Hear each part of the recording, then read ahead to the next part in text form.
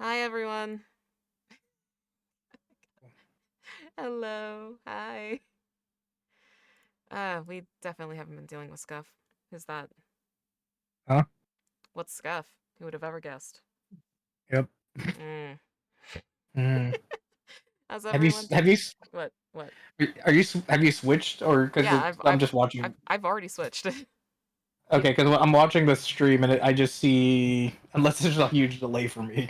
there might just be a huge delay for you. I wouldn't be surprised. Okay, it's still on the starting soon when I refreshed. Oh, well, that's strange. So Ah. I'm still getting used to VTube Studio. Jesus Christ.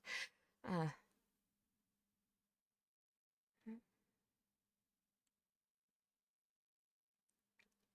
I'm just trying to catch up on what the fuck stream is talking about now. It's talking. um, Oh, so that comment wasn't directed towards me. Okay, yeah. Yeah. I have no idea if my stream is scuffed now. Is your luck wearing off on me? I don't know. Oh Maybe god. if I leave, it'll fix itself. I don't think that'd be the case, but Yeah, I don't know. Yeah, it's right now. It's switching. oh, is it just took forever and a half. Oh no. That means oh god, stream's gonna be so delayed. Yeah, it's constantly buffering. Oh god. Oh god. That's not great. This is gonna be great. Oh no. Um, Maybe if you stop sharing your screen, maybe they'll fix it. maybe. Hold on. Yeah, I also don't know what your internet is like because you're also doing VTube Studio also. That's true. That's true. God, this is gonna go miserably. Do you just want the link for Velveteen Rabbit then? I mean, we could try that. Yeah, here, let me send it to you. They're saying things about us. Oh god. Hold on. Here's what I'm using. Thank you, Hi Star. Y'all look like a whole family up there. No, it's a whole lot of cramping.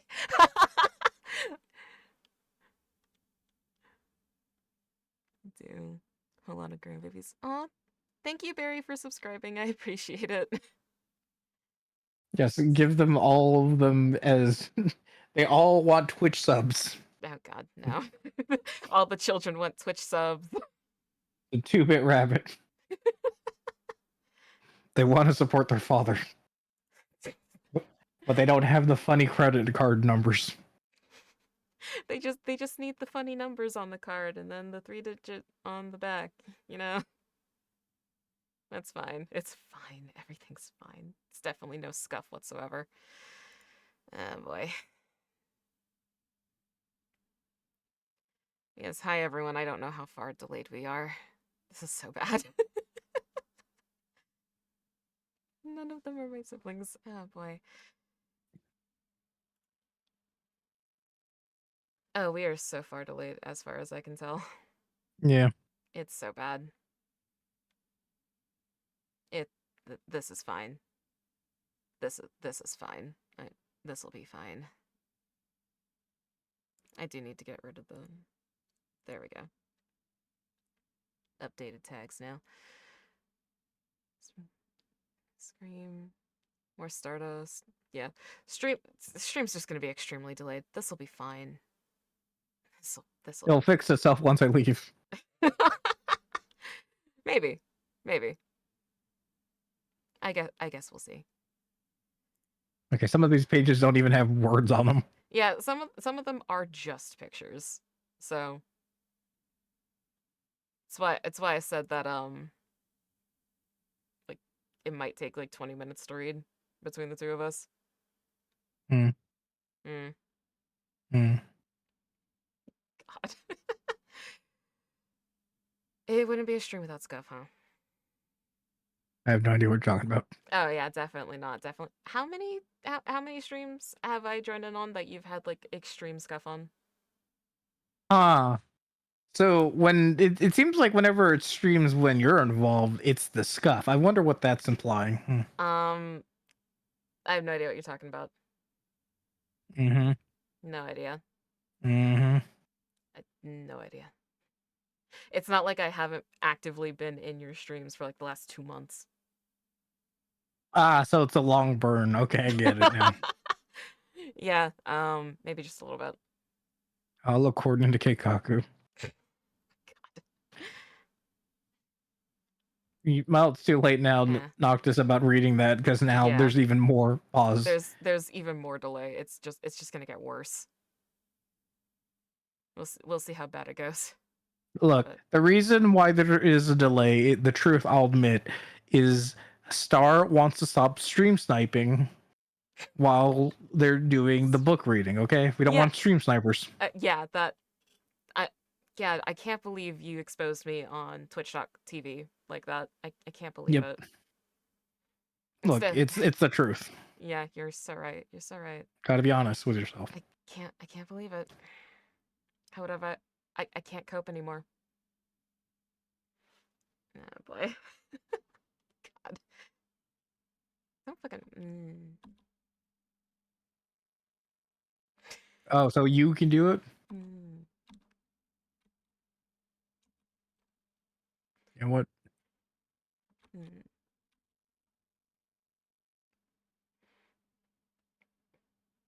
God, I can hear the stream in the background. It's so delayed. Oh God.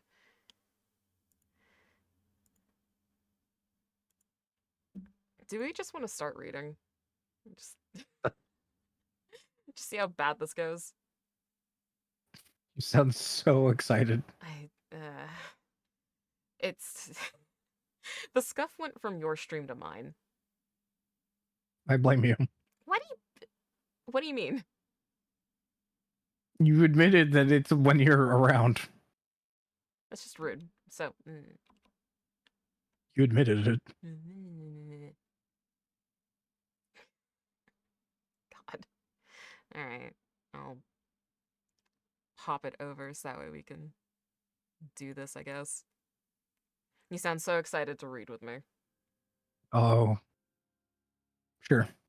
Damn.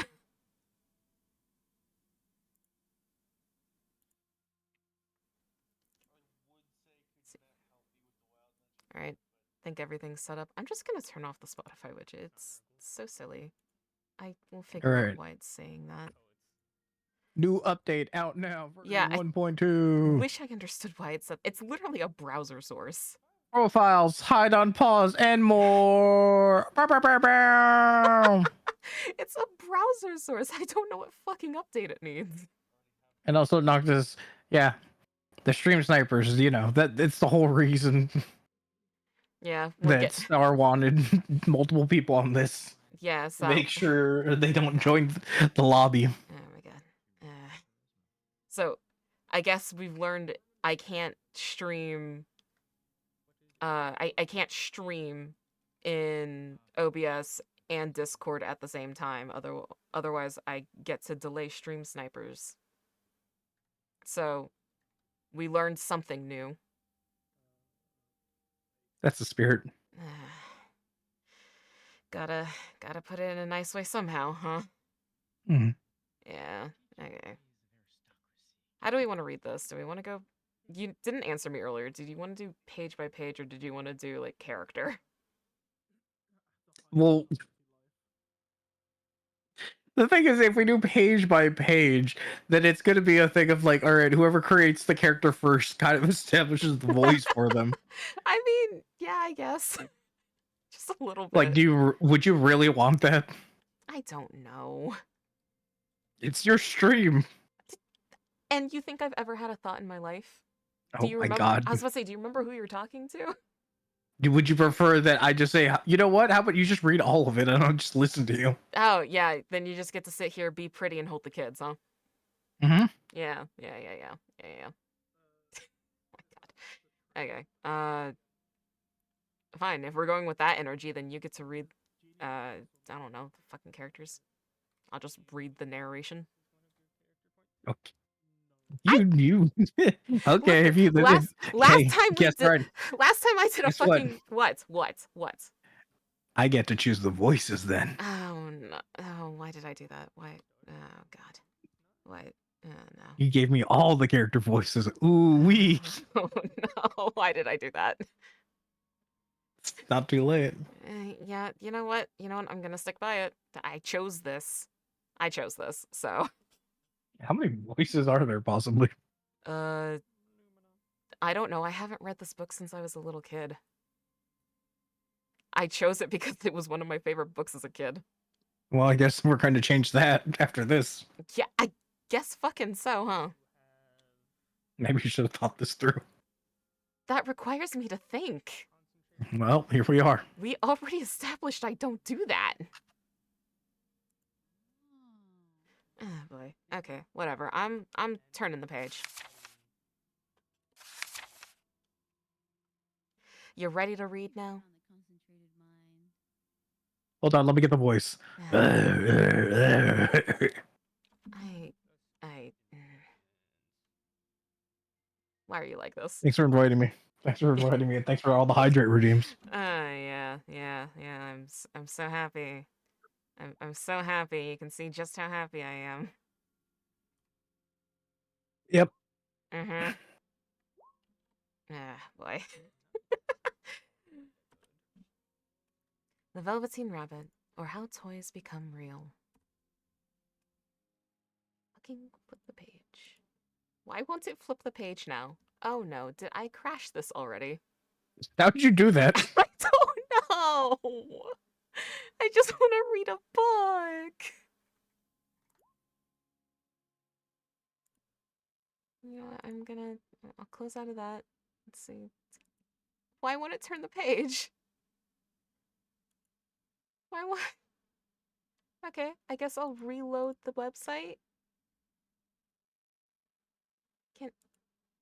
Can can the page turn now, please? There we go. Fucking hell. Ooh. I. This may end up being a longer stream just simply due to Scuff. Congrats. I'm so happy. There once was a Velveteen Rabbit, and in the beginning he was really splendid. Scuff liked it, Tura. I'm so happy. He was fat and bunchy as a rabbit should be. His coat was spotted brown and white. He had real thread whiskers, and his ears were lined with pink sateen. One Christmas morning, when he sat wedged in the top of the boy's stocking with a sprig of holly between his paws, the effect was charming. Look how wonderful. So wonderful. Wow, I'm on the floor. Thank you. Oh god, this is so much reading. Oh no, why did I choose this book? You picked this book. Why do you think I just said? For a long time he lived in the toy cupboard or on the nursery floor, and no one thought very much about him. He was naturally shy, and being only made of velveteen, some of the more expensive toys quite snubbed him. The mechanical toys were very superior and looked down upon everyone else. They were full of modern ideas and pretended they were real. The model boat, who had lived through 2 seasons and lost most of his paint, caught the tone from them and never missed an opportunity of referring to his rigging in technical terms. The rabbit could not claim to be a model of anything, for he did not know that real rabbits existed. The fuck are you? What? Are you not a real rabbit now? You never knew you existed. He thought they were all stuffed with sawdust like him, and he understood that sawdust was quite out of date and should never be mentioned in modern circles. Even Timothy, the joint wooden lion, who was made by the disabled soldiers, and should have broader views, put on airs and pretended he was connected with government. Between them, all the poor little rabbit was made to feel himself very insignificant and commonplace, and the only person who was kind to him at all was the skin horse. The skin horse. What horse? The skin horse. I didn't stutter on that one. Mom, the skin horse's skin is moving.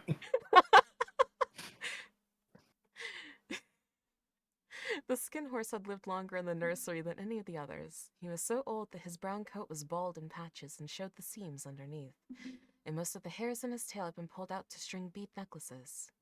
He was wise, for he had seen a long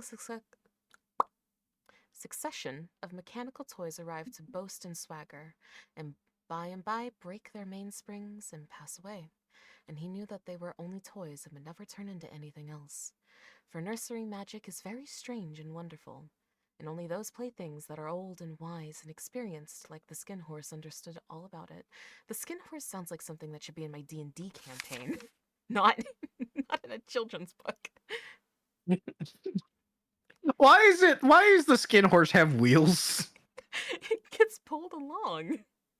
Yeah, but I kind of also just feel like, I don't know, why is it on a piece of wood? Like, couldn't they have made it a more elegant solution? I don't know. What's your solution then, huh? Not make it out of skin. Well, you get to read now. Fine. I don't know when you turn the page is the issue. I I'm just too figured busy.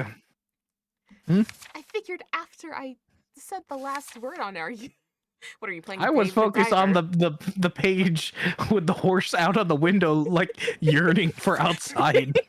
It's yearning for the outside world. Never seen the true sun. What is real? Asked the rabbit one day when they were lying side by side near the nursery fender, before Nana came to tidy the room. Does it mean having things that buzz inside you and a stick out handle? Real isn't how you are made. Said the skin horse. It's a thing that happens to you. When a child loves you for a long, long time, not just to play with, but really loves you, then you become real. Does it hurt? Asked the rabbit. Sometimes.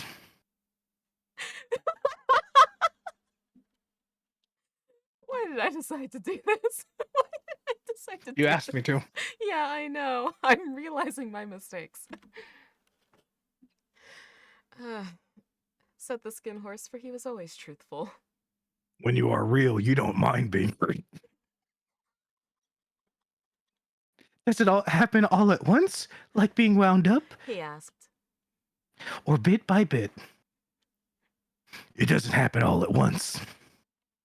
Said the skin horse. You become. It takes a long time. That's why it doesn't often happen to people who break easily, or have sharp edges, or who have to be carefully kept. Generally, by the time you're real, most of your hair has been lopped off, and your eyes drop out, and you get loose in all the joints and very shabby. But these things don't matter at all, because once you're real, you can't be ugly, except to people who don't understand. I suppose you are real? Said the rabbit, and then he wished he had not said it, for he thought the skin horse might be sensitive. But the skin horse only smiled. Boy's uncle made me real. He said. That was a great many years ago. But once you are real, you can't become unreal again. The rabbit sighed. He thought it'd be a long time before this magic called real happened to him. He longed to be real, and apparently hurt and loved on, I guess. To know what it felt like, and yet the idea of growing shabby and losing his eyes and whiskers was rather sad. He wished that he could become it without these uncomfortable things happening to him. There was a person called Nana who ruled the nursery. Sometimes she took no notice of the playthings lying about, and sometimes, for no reason whatsoever, she went swooping about like a great wind and hustled them away in cupboards. She called this tidying up, and the playthings all hated it, especially the tin ones. The rabbit didn't mind it so much, for wherever he was thrown, he came down soft. One evening, when the boy was going to bed, he couldn't find the china dog that always slept with him. Nana was in a hurry, and it was too much trouble to hunt for china dogs at bedtime, so she simply looked about her, and seeing that the toy cupboard stood open, she made a swoop. Here, She said, take your old bunny. He'll do to sleep with you. and she dragged the rabbit out by one ear and put him into the boy's arms. That night, and for many nights after, the Velveteen Rabbit slept in the boy's bed. At first he found it rather uncomfortable, for the boy hugged him very tight, and sometimes he rolled over on him, and sometimes he pushed him so far under the pillow that the rabbit could scarcely breathe. And he missed, too, those long moonlight hours in the nursery. He can breathe. Guess so. Maybe he is real already. When all the house was silent in his talks with the skin horse, but very soon he grew to like it, for the boy used to talk to him and made nice tunnels for him under the bedcloths that he said were like the burrows the real rabbits lived in.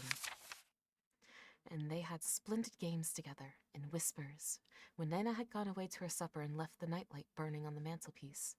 And when the boy dropped off to sleep, the rabbit would snuggle down close under his warm chin and dream, with the boy's hands clasped close around him all night long. Why the fuck is Nana tied up? It's the skin horse's revenge. Spring came, and they had long days in the garden. Wherever the boy went, the rabbit went too. He had rides in the wheelbarrow and picnics on the grass, and lovely fairy huts built for him under the raspberry canes beneath the flower border. And once, when the boy called away suddenly to go out to tea, the rabbit was left out on the lawn long after dusk, and Nana had come to look for him with the candle because the boy couldn't go to sleep unless he was there. He was wet through with the dew and quite earthy from diving in the burrows the boy had made for him in the flower bed, and Nana grumbled as she rubbed him off with the corner of her apron. You must have your old money. She said. Fancy all that fuss for a toy. The boy sat up in bed and stretched out his hands. Give me my money. He said. You mustn't say that. He isn't a toy. He's real. When the little rabbit heard that, he was happy, for he knew that what the skin horse had said was true at last. The nursery magic had happened to him, and he was a toy no longer. He was real, the boy himself had said it. That night he was almost too happy to sleep, and so much love stirred in his little sawdust heart that it almost burst. And into his boot-button eyes that had long ago lost their polish, there came a new look of wisdom and beauty, so that even Nana noticed it the next morning when she picked him up and said, I declare, if that old buddy hasn't got quite a knowing expression. she's like slightly Italian now. It's almost the Pajorno voice. I can do that too. Oh, God. Okay, I changed the voice. That was a wonderful summer. Near the house where they lived, there was a wood, and in the long June evenings, the boy liked to go there and after tea to play. He took the Velveteen Rabbit with him, and before he wandered off to pick flowers or play brigands among the trees, he always made the rabbit a little nest somewhere among the bracken, where he'd be quite cozy, for he was a kind-hearted little boy, and he liked Bunny to be comfortable. One evening, while the rabbit was lying there alone, watching the ants that ran to and fro between his velvet paws in the grass, he saw two strange beings creep out of the tall bracken near him. They were rabbits like himself, but quite furry and brand new. They must have been very well made, for their seams didn't show at all, and they changed shape in a queer way when they moved. One minute they were long and thin, and the next minute fat and bunchy, instead of always staying the same like he did. Their feet Been patted there.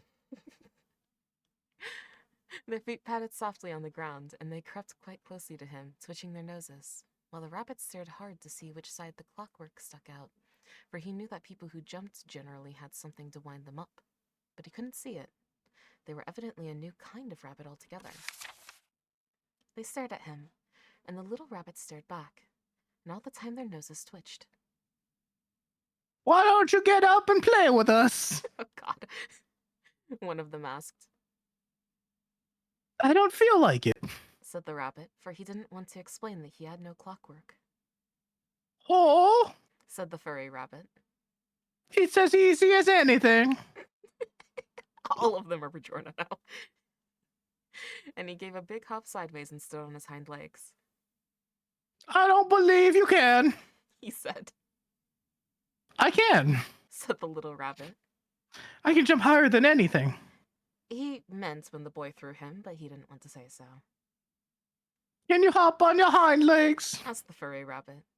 That was a dreadful question, for the Velveteen Rabbit had no hind legs at all. The back of him was made all in one piece, like a pincushion. He sat still in the bracken and hoped that the other rabbits wouldn't notice. I don't want to. He said again. But the wild rabbits have very sharp eyes, and this one. How is he talking, actually? If we're establishing he doesn't have muscles, how is he projecting a voice? How is this happening? Because he's real. He's He a only got real. half real. Got it. Got it. Yeah, exactly. But the wild rabbits have very sharp eyes, and this one stretched out his neck and looked.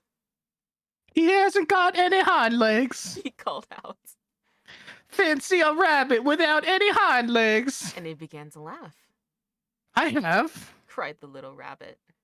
I have got hind legs. I am sitting on them. Oh, sad bunny, Then stretch them out and show me like this, said the wild rabbit, and he began to whirl round and dance till the little rabbit got quite dizzy. I don't like dancing, he said. I'd rather sit still. But all the while he was longing to dance, for a funny new tickly feeling ran through him, and he felt he would give anything in the world to be able to jump about like these rabbits did. The strange rabbit stopped dancing and came quite close. He came so close this time that his long whiskers brushed the Velveteen Rabbit's ear. And then he wrinkled his nose suddenly and flattened his ears and jumped backwards. He doesn't smell right, he exclaimed. He isn't a rabbit at all. He isn't real. I am real, said the little rabbit. I am real. The boy said so. And he nearly began to cry. Just then there was a sound of footsteps, and the boy ran past near them, and with a stamp of feet and a flash of white tails, the two strange rabbits disappeared. Back and play with me, called the little rabbit. Oh, to come back. I know I am real. But there was no answer. Only the little ants ran to and fro, and the bracken swayed gently where the two strangers had passed. The Velveteen Rabbit was all alone. Oh dear, he thought. Why did they run away like that? Why couldn't they stop and talk to me? For a long time he lay very still, watching the bracken and hoping that they would come back. But they never returned, and presently the sun sank lower and the little white moths fluttered about, and the boy came and carried him home. Weeks passed, and the little rabbit grew very old and shabby, but the boy loved him just as much. How much extra was the boy loving on this rabbit that he's had him for over 6 months and is just deteriorating in weeks now? Well, see, that's why you need to have the skin horse. It can survive, apparently, because the skin has been jerkified. God. He loved him so hard that he loved all his whiskers off, and the pink lining to his ears turned gray, and his brown spots faded.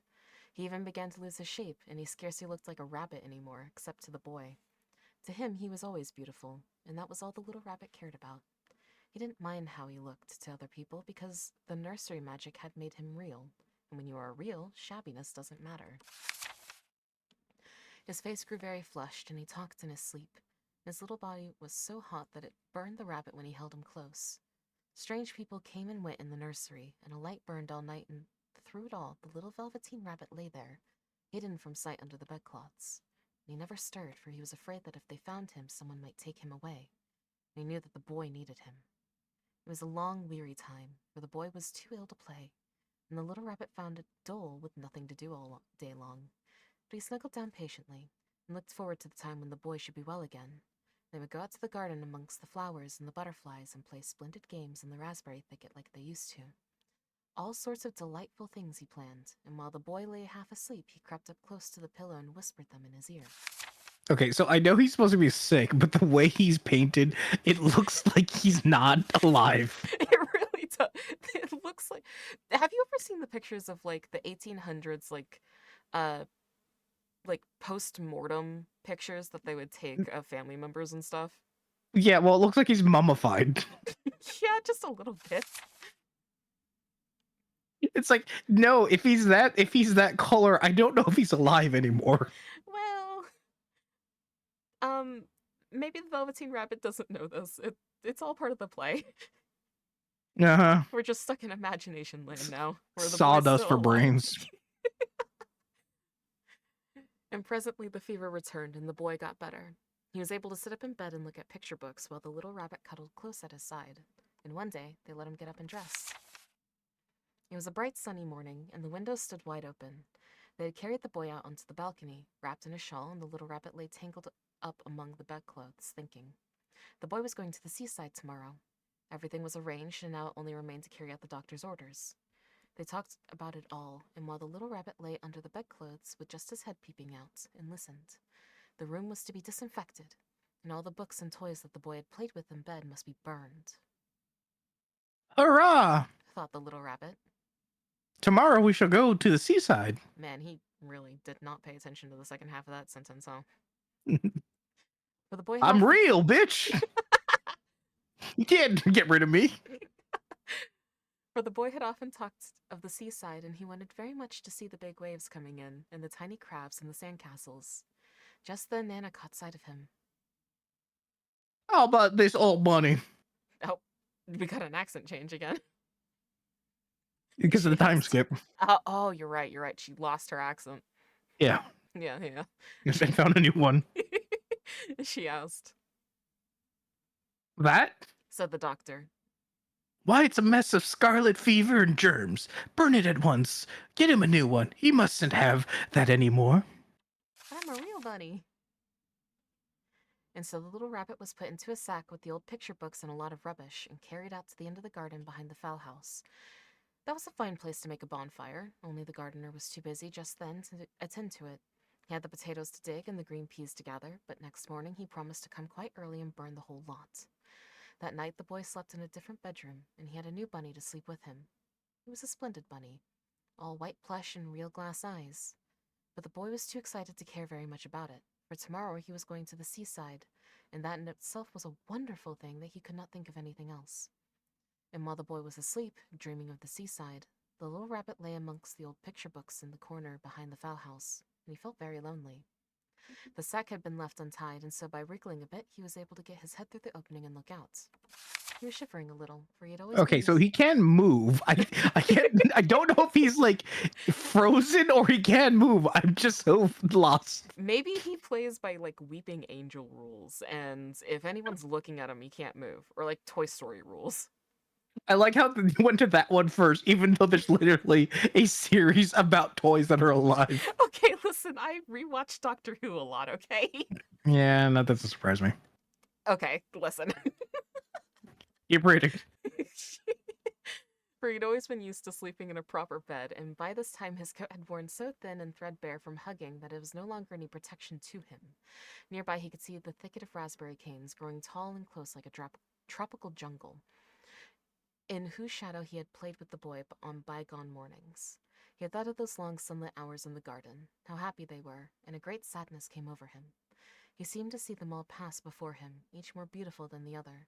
The fairy huts in the flower bed, the quiet evenings in the wood when he lay in the bracken and the little ants ran over his paws, the wonderful day when he first knew that he was real. He thought of the skin horse, so wise and gentle, and all that he had told him.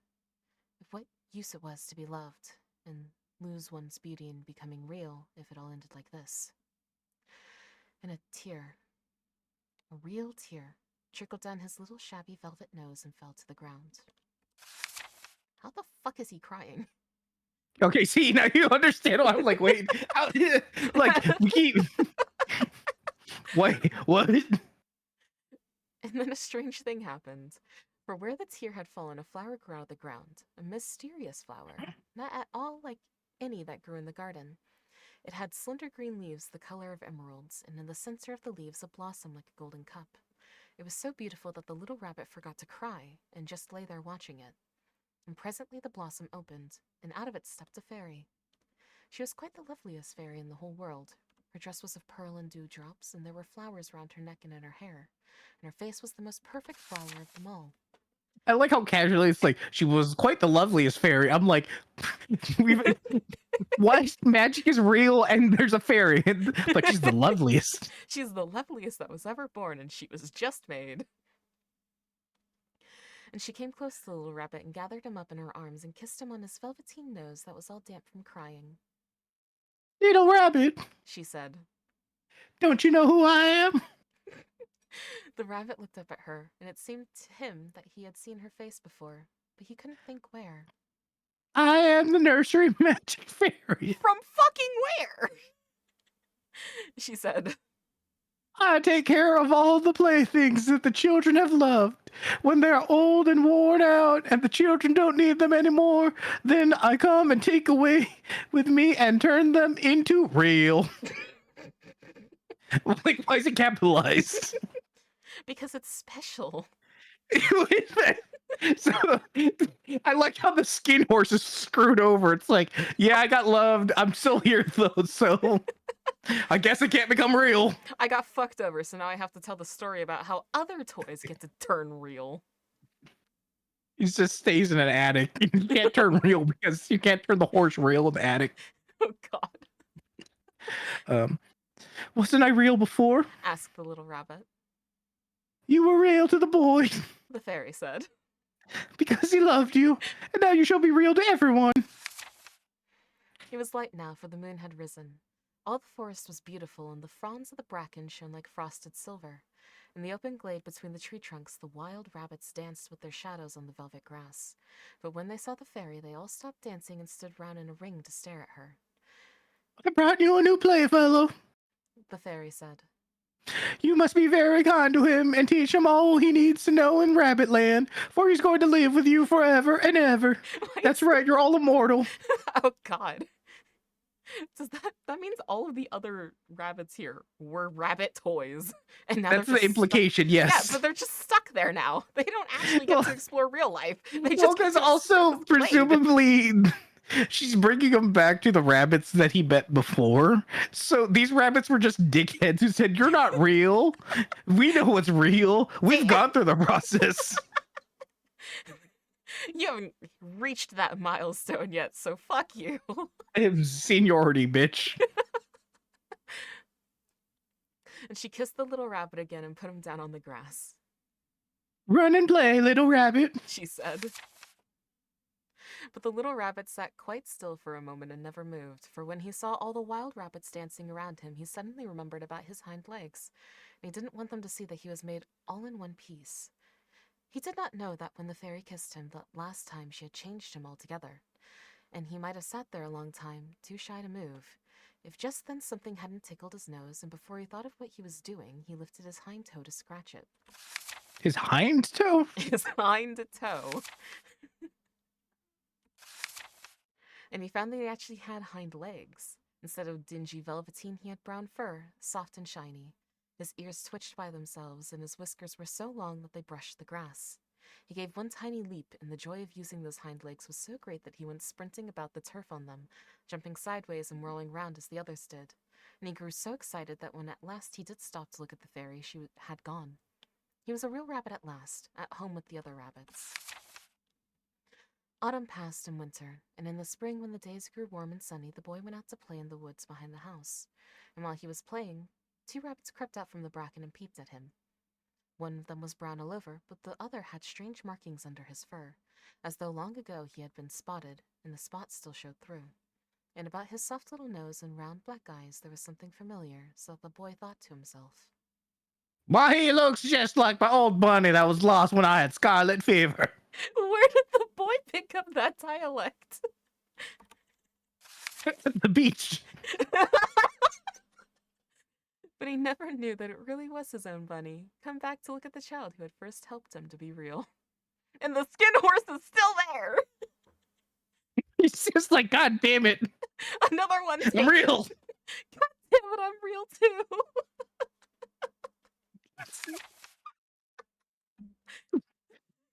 I have to assume skin horse implies that he's actually made of like horse skin or something. I just assumed he was made of leather. I mean, yeah, but it's just like, why call it skin? That seems horrific to call Skin it. horse. You must be the skin horse. I hope you like all my beautiful accents for all the characters. They Consistent and varied. yeah, there's so much variety that I don't know where we were placed in the world. We're very international Yeah. location. Yep, absolutely. It's not like in the regional. movies where it's supposed to be like it could be anywhere because it represents all of us. Oh, yeah, you're right. How could I ever assume anything else? It's The Velveteen Rabbit was the reel that we met along the way. You have two Pop Cats? Do I have? What do you mean? You have Pop Cat and Pop Blush. Yeah, I have two Pop Cats because I have two different versions. Oh my god. What? Anyways, One. you're welcome for I contribute so much to this. Yes, thank you so much. Mm-hmm, mm-hmm. Thank you for the Hydro Roam. Also, thank you. I saw that. Oh my god, hold on. VTube Studio, hello. I forgot I was clicked into that. I saw people doing stuff, but I didn't want to interrupt the story. Yeah, don't interrupt. Anyways. Oh my god. Thank you, Rome. Thank you, Gas, for both resubscribing. I appreciate it. Yeah. I appreciate it. Thank you. That's the wrong one. There Yeah. we go. There we go. Thank you for joining me to read a rabbit story that I genuinely thought the Skin Horse was in more. I don't know if I just Well, read how a much more different could the Skin Horse be in it? I feel like I remember there being an extra conversation. Oh yeah, totally. I had a different version of the book. It had a different cover. Okay, there we go. There's a super delay in the stream. I'm not surprised. It started bad. Thank you for the shout out. Yes, thank you, Rome. Yeah, no, thank you for joining me for reading Rabbit Book. And Yeah, for no dealing problem. with me for like the last 3 hours. Oh my god. Ugh. Oh god, what the fuck? Hype train, motherfucker! I Here we go, baby! You subscribed Let's for go! 6 months. What the fuck? Woo! Oh my god. Level 1! Thank you, Bun Bun. What did you I don't want to hear this. You're like, what the fuck? With the amount of bits you've thrown at my face and Well, subs. well, you didn't have to Dumbass. do. You didn't have to do shit back. Do that Oh, because I it's will. funny. I'm gonna get back on you. Oh my god, I do it because it's funny. Oh, what do you think I'm doing? Oh my god, you You think? can't stop me. Oh god. Fuck. Shut.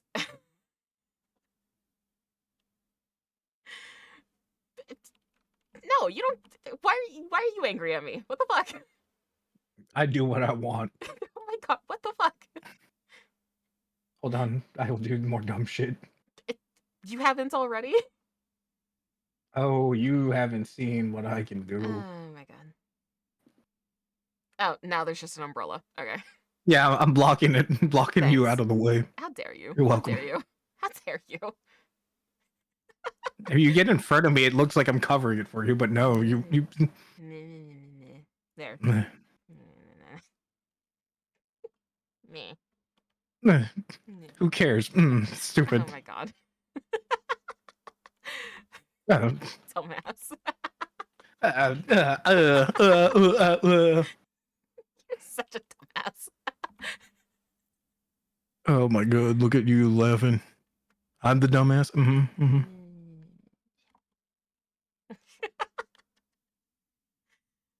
What the fuck else are you doing anyway? Since you fixed your OBS and Silas. I gotta do laundry now. L, imagine. I did that Look, shit earlier. Well, time for me to dirty up your clothes then. Oh my god. Yeah. Uh-huh. Mm.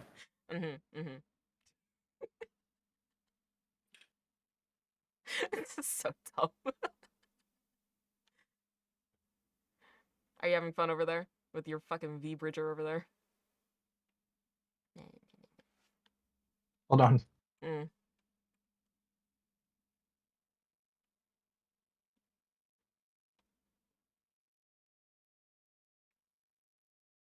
Oh, that one's not working. Oh, because it doesn't have it for this expression. Mm.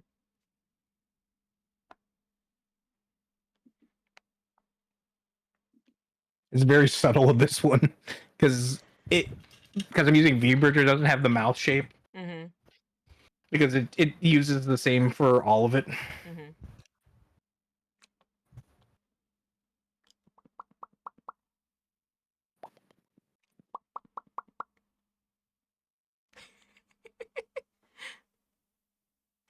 Oh, that's cursed. What? I've never seen you without ears. Is it really that weird? I said it's cursed, not weird. Hmm. There's a slight difference. Also, hi Jen, Magical welcome girl in. transformation.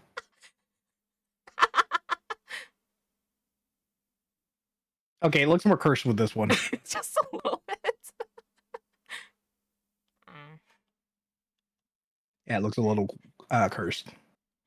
Just ears be gone. You no longer get ears. Yeah. Ah, ears be back.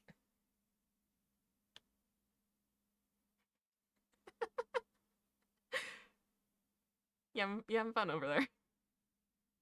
What are you doing for the rest of the stream? I don't fucking know. I kind of just I set up Velveteen Rabbit and then I'm sure I can pull up another story if I really want to, or if I want to like switch to like a game or something. You just did it for this one thing that was only 30 minutes It was 40 minutes, excuse you. because of scuff. Uh, well, hush. So, meh.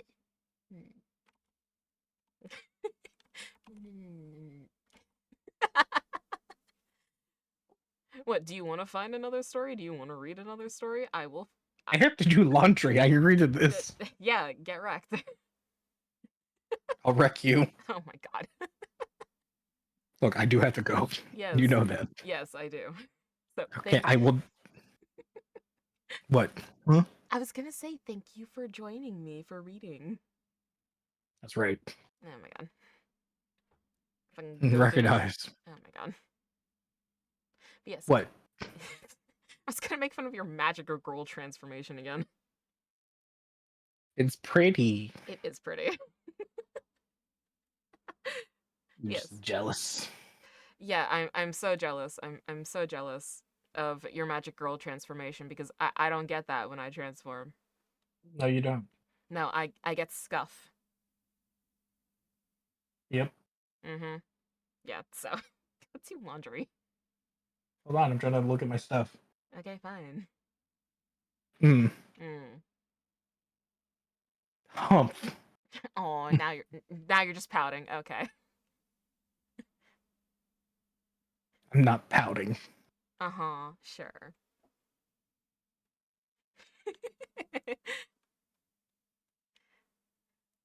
Is he the rabbit from Alice in Wonderland? Does he want some tea? I don't know. Do you want some tea? Huh? Jin's asking if you want tea. I can pour. Well, I can't do it on my model, but pouring tea, I have art of that. Yes. Yes.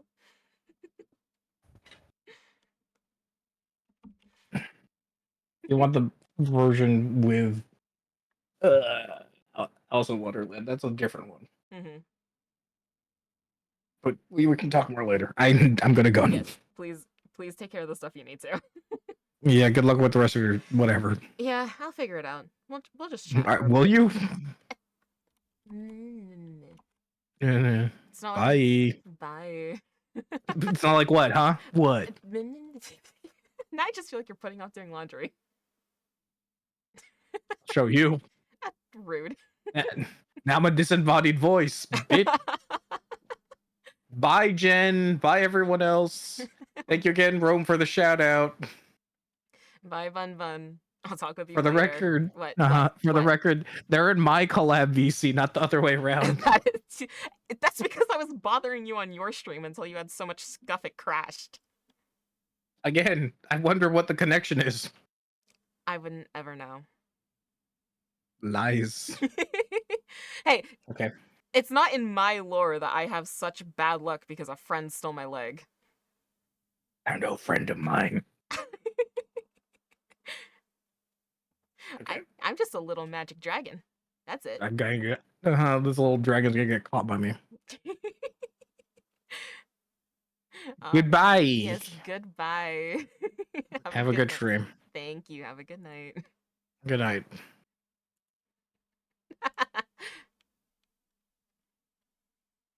Oh my god. Okay. So much scuff. So much fucking scuff. I curse. That's rude. I haven't done anything. I haven't done anything. How dare you? What? Scuff.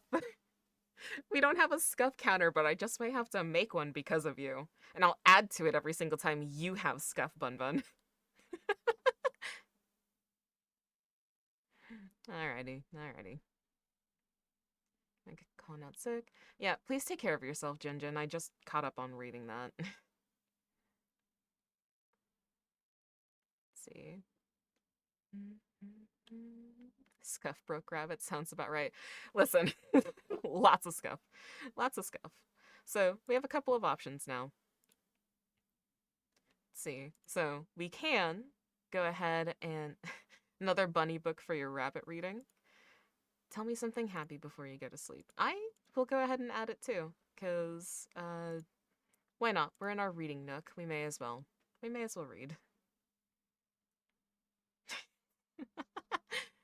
Alrighty. So I'll go ahead and pull up the book then. Let's see.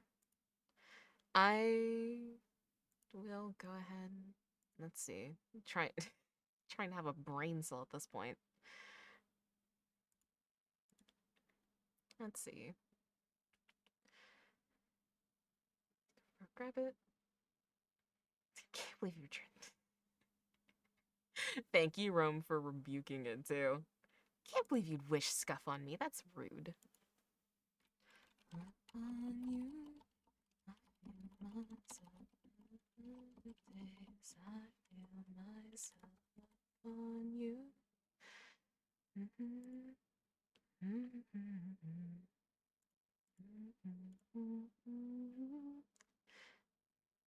Yeah, no, if you need rest, like the rest of this should be fine instead of having to deal with it's piñones. Let's see. Ah, I see. I must create an account in order to be able to read this book. We will go to a different website.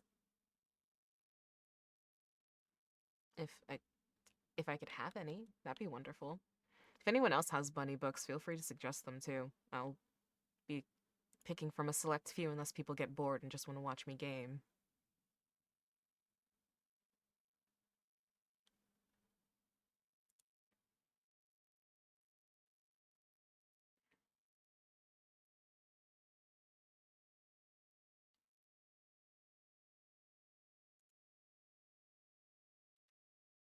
What's your favorite book or series you'd like to read? Hmm. I. Hmm. I don't know, honestly. It's been a bit since I've been able to actually like sit down and properly read. Most of the stuff that I've been reading recently has been horror. Huh, I wonder why. But hmm. Cuz before I had like a big before I had a big part of just like resting for a little while and not having enough time to be able to read, I was generally reading like young adult novels, and none of them none of them are great.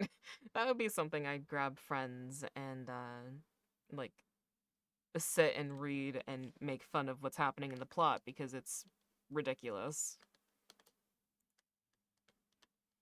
I thought about reading mystery thriller books. Yeah, I honestly wouldn't mind doing so, but it'd be a matter of actually finding some that'd be interesting.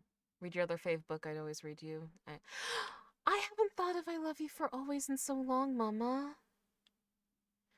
Let me see if I can try and find Tell Me Something Happy Before I Go to Sleep.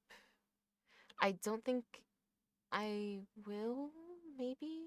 I keep looking for it, but it's not like wanting to pull up for me.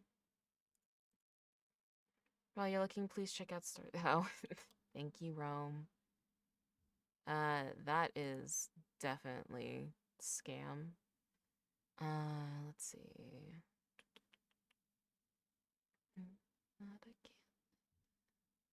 Yeah, Pluto, I don't think I'll be able to do that because there's not, unless you want to individually send me each picture, I'm not sure I'll be able to, unfortunately. But, let's see.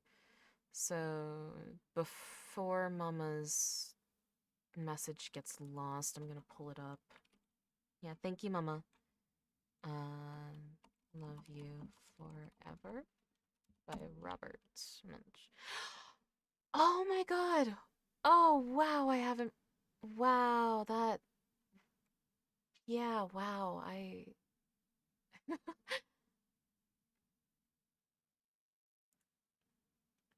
Apparently, it started as a song. I do think it's a little funny that it's published by Firefly Publishers. Oh, someone. And you're blinded by the summer sun. Fell in love with who you won't become. Is it ever real? Did it make you up? Okay, I got it. I got it.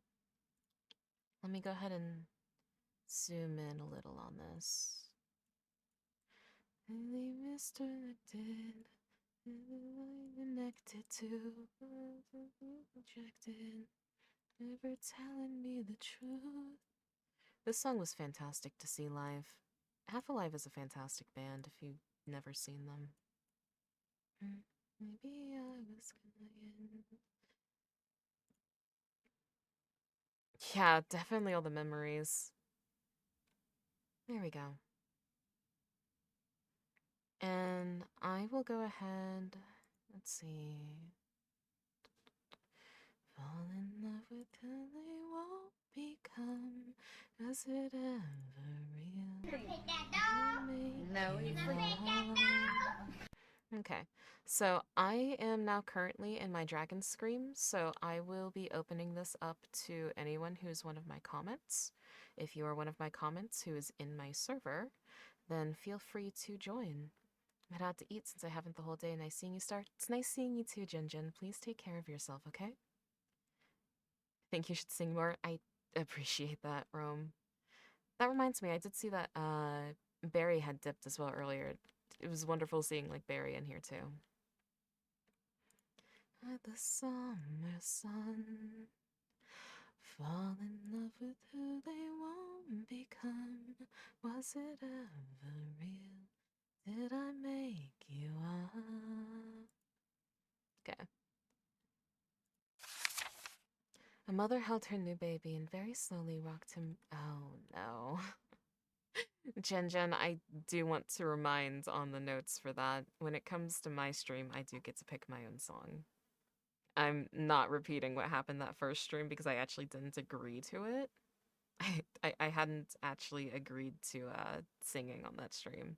And so Yasu, Miso, and I had all agreed that um, the rules are a little bit different for me. So yeah. So if it's a song for me, I do get to, yeah. I know I want you to sing in your song. Aw. You have a great voice. I appreciate that. That's very, very, very sweet. But yeah, that's also for anyone else. It's when it comes to songs for me, I get to pick. But bye-bye. Yes, have a good night, Jinjin. A mother held her new baby and very slowly rocked him back and forth, back and forth, back and forth. And while she held him, she sang, I love you forever. I'll like you for always. As long as I'm living, my baby you'll be. The baby grew. He grew and he grew and he grew. He grew until he was 2 years old and he ran all around the house. He pulled all the books off the shelves, he pulled all the food out of the refrigerator, and he took his mother's watch and flushed it down the toilet. Sometimes his mother would say, "This kid is driving me crazy." But at night time, when that 2-year-old was quiet, she opened the door to his room, crawled across the floor, looked up over the side of his bed, and if he was really asleep, she picked him up and rocked him back and forth, back and forth, back and forth. And while she rocked him, she sang, "I'll love you forever. I'll like you for always. As long as I'm living, my baby you'll be." The little boy grew. He grew and he grew and he grew. He grew until he was 9 years old. And he never wanted to come in for dinner. He never wanted to take a bath. When Grandma visited, he always said bad words. Sometimes his mother wanted to sell him to the zoo. But at night time, when he was asleep, the mother quietly opened the door to his room, crawled across the floor and looked over the side of the bed. If he was really asleep, she picked up that 9-year-old boy and rocked him back and forth, back and forth, back and forth. And while she rocked him, she sang, "I'll love you forever. I'll like you for always. As long as I'm living, my baby you'll be." The boy grew. He grew and he grew and he grew. He grew until he was a teenager. He had strange friends and he wore strange clothes and he listened to strange music. Sometimes the mothers felt like she was in a zoo. But at night time, when that teenager was asleep, the mother opened the door to his room, crawled across the floor and looked up over the side of the bed. If he was really asleep, she picked up that great big boy and rocked him back and forth, back and forth, back and forth. While she rocked him, she sang, "I'll love you forever. I'll like you for always. As long as I'm living, my baby you'll be." That teenager grew. He grew and he grew and he grew. He grew until he was a grown-up man. He left home and got a house across town. But sometimes on dark nights, the mother got into her car and drove across town. If all the lights in her son's house were out, she opened his bedroom window, crawled across the floor, and looked up over the side of his bed. If that great big man was really asleep, she'd pick him up and rocked him back and forth, back and forth, back and forth. And while she rocked him, she sang, "I'll love you forever. I'll like you for always. As long as I'm living, my baby you'll be." Well, that mother, she got older. She got older and older and older. One day she called up her son and said, "You better come see me because I'm very old and sick." So her son came to see her. When he came in the door, she tried to sing the song. She sang, "I'll love you forever. I'll like you for always." But she couldn't finish because she was too old and sick. The son went to his mother. He picked her up and rocked her back and forth, back and forth, back and forth. And he sang this song, "I'll love you forever. I'll like you for always. As long as I'm living, my mommy you'll be." When the son came home that night, he stood for a long time at the top of the stairs. Then he went into the room where his very new baby daughter was sleeping. He picked her up in his arms and very slowly rocked her back and forth, back and forth, back and forth. And while he rocked her, he sang, "I'll love you forever. I'll like you for always. As long as I'm living, my baby will be." I remember that story. I remember that I liked it a lot, but I didn't remember just like, I don't know, the full thing of it. It's still sad, but bittersweet. It's enough to like just cry. But I feel like a lot of these like children's books end up just being so bittersweet.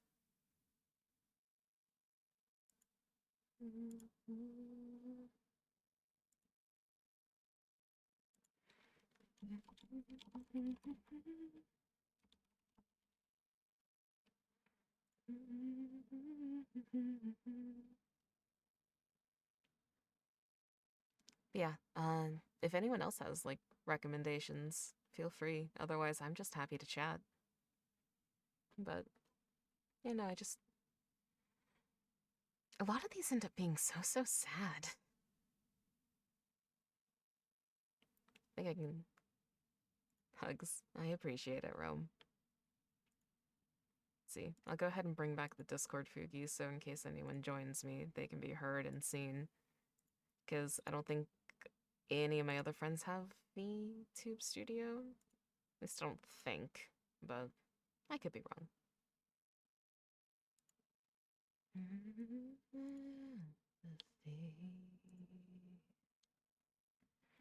I am creation both haunted and holy.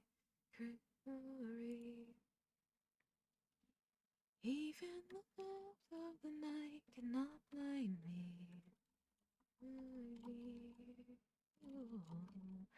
am creation both haunted and holy, made in glory. Even the depths of the night cannot blind me.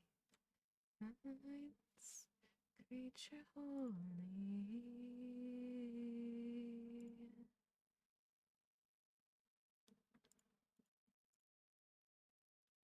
Absolutely bittersweet, but I'd rock you back and forth while reading it and you'd love it. We're going to the zoo, not sad.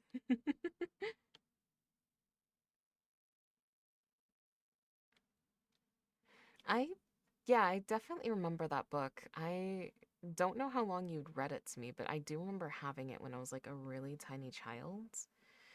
What? I don't know if you would remember or not, Mama, but my recommendations would not work. Well, I mean, if you're trying to match the tone that we currently have, which is rabbits and children's, you gotta sing it like the old times. Mama, I do not remember how I used to sing it. I don't even remember how, like, did I sing it? I don't remember. I do not remember. But, man, I just realized I can take up more space now. There we go. Got my wings now, too. Let's see. Hmm. Yeah, no, I don't remember how I used to sing it because I didn't really remember that book until you brought it up. But no, I remember that there was a different book. I remember the style. It was like super jagged and almost like crayon-like. But I don't really remember anything else about it, which is unfortunate. I remember like the general story. It had like an iguana in it, but I don't think that's enough to be able to go off on for trying to find the story.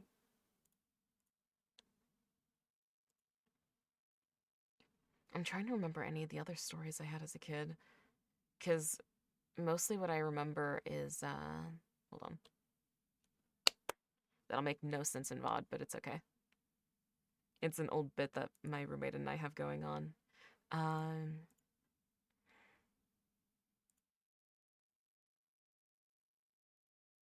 hmm.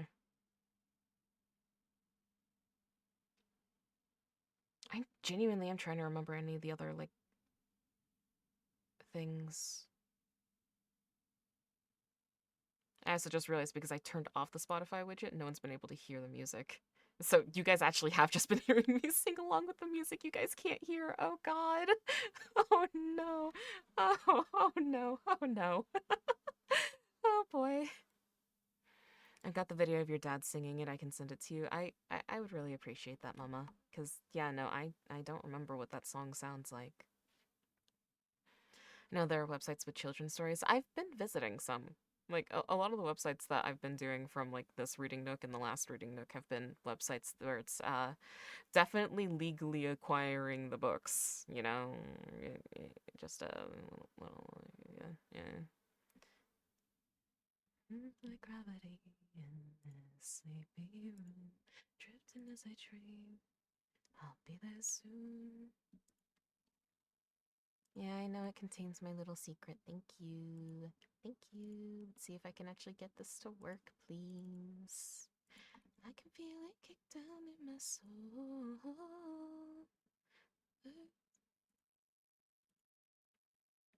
Will it work? I don't think it will. I think it's just gonna be scuffed. Oh boy. I'm gonna try it. I'm gonna turn off the stinger so I can work. Nope. just doesn't want to work. Okay. Well, shit. Okay. Refresh. Nope, that's not gonna work either. I think I think my spot. Ooh, is it? I fixed it. Let's go. I didn't. I. It was like the Discord. It was like the Discord voices where I had to copy it in order to see like if you guys could hear Alistair or not. It. Man, I. I didn't. Aw.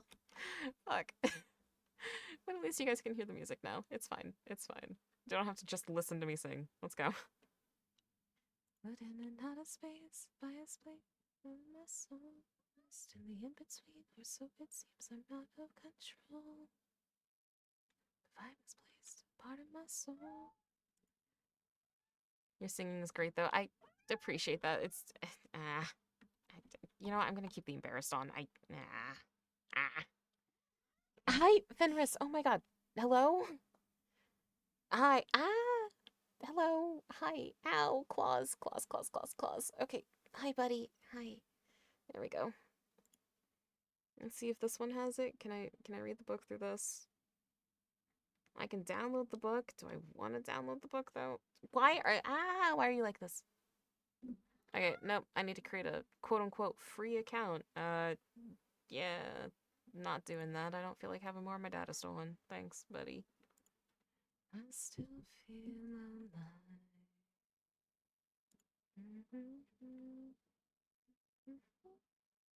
Yeah, I'm not sure it's gonna give me a version I can read with that. Proceed. Is there a kitty? Yeah, Tomu. I've actually, you should be able to see them since you are in my. Oop, that downloaded before. I didn't want that to download. Okay, I guess it's just downloading now. Okay. I'm so happy this is how this is going. I'm just gonna cancel. Thanks, buddy. Yeah, thanks, buddy. Yeah, let's cancel it. Just gonna remove.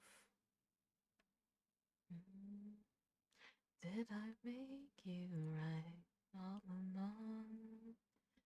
I've been waking up. I did see all those. I did see those images. Yeah, the gray one. The gray one's the one who just jumped on me. So that was fun. He's very, very good at clawing me. I have so many scars from him. Summer, you were fall, maybe I was lying. Lost in a daydream. You know someone. I'm trying so hard. That's definitely not the right book. Fall in love with who they won't become. Hi Azuki, welcome in. Little shrimpies. So everyone in chat gets to stretch. Yeah, welcome in. If you haven't just been lurking. Yeah, Pluto, if you're still there, I do not think I'm gonna be able to do Tell Me Something Happy before I go to sleep. Mama, do you know if that was a book that we had as a kid? Because I feel like I remember that one too. Lost in a daydream.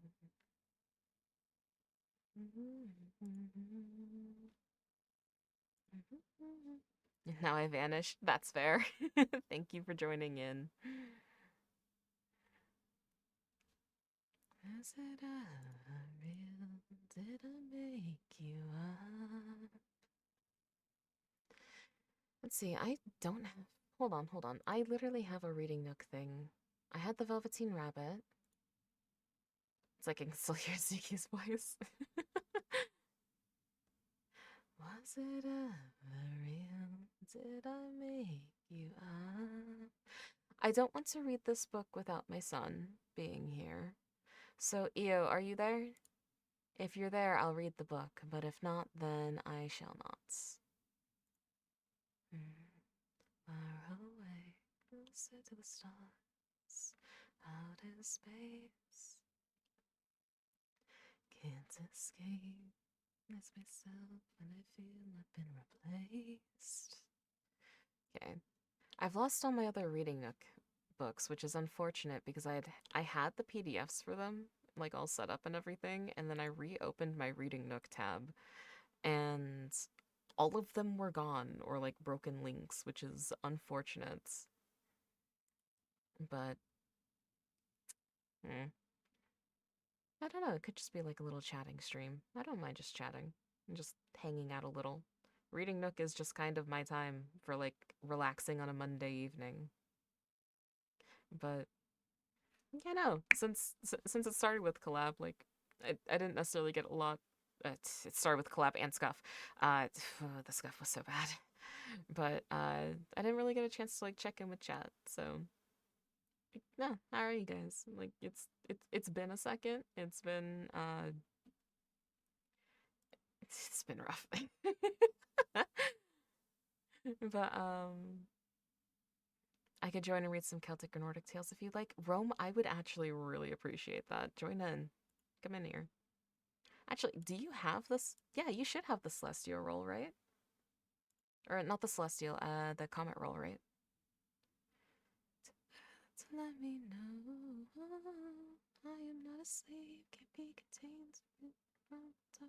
If not, I can just drag you in here. And you just have to go ahead and join a voice channel that I can drag you in.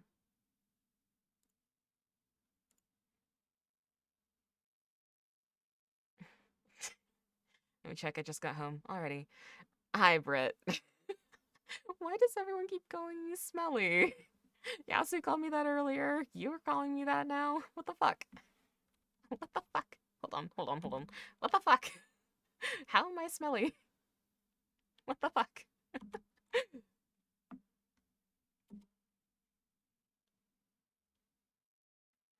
Yes, hi. Welcome in, Britt. Someone stole first already. Unfortunate for you. What I miss? Uh, Scuff? Major Scuff. Yasu's just mean. That's true. Yeah, you missed Major Scuff. Uh, missed two rabbits reading Velveteen Rabbit, which I do need to go ahead and update the stream title since someone's doing laundry now. Let's see. I just got back. I'm done now. You're just mean to me, Yasu. That's what you've done. You're just all mean to me. Let's see. Let's see.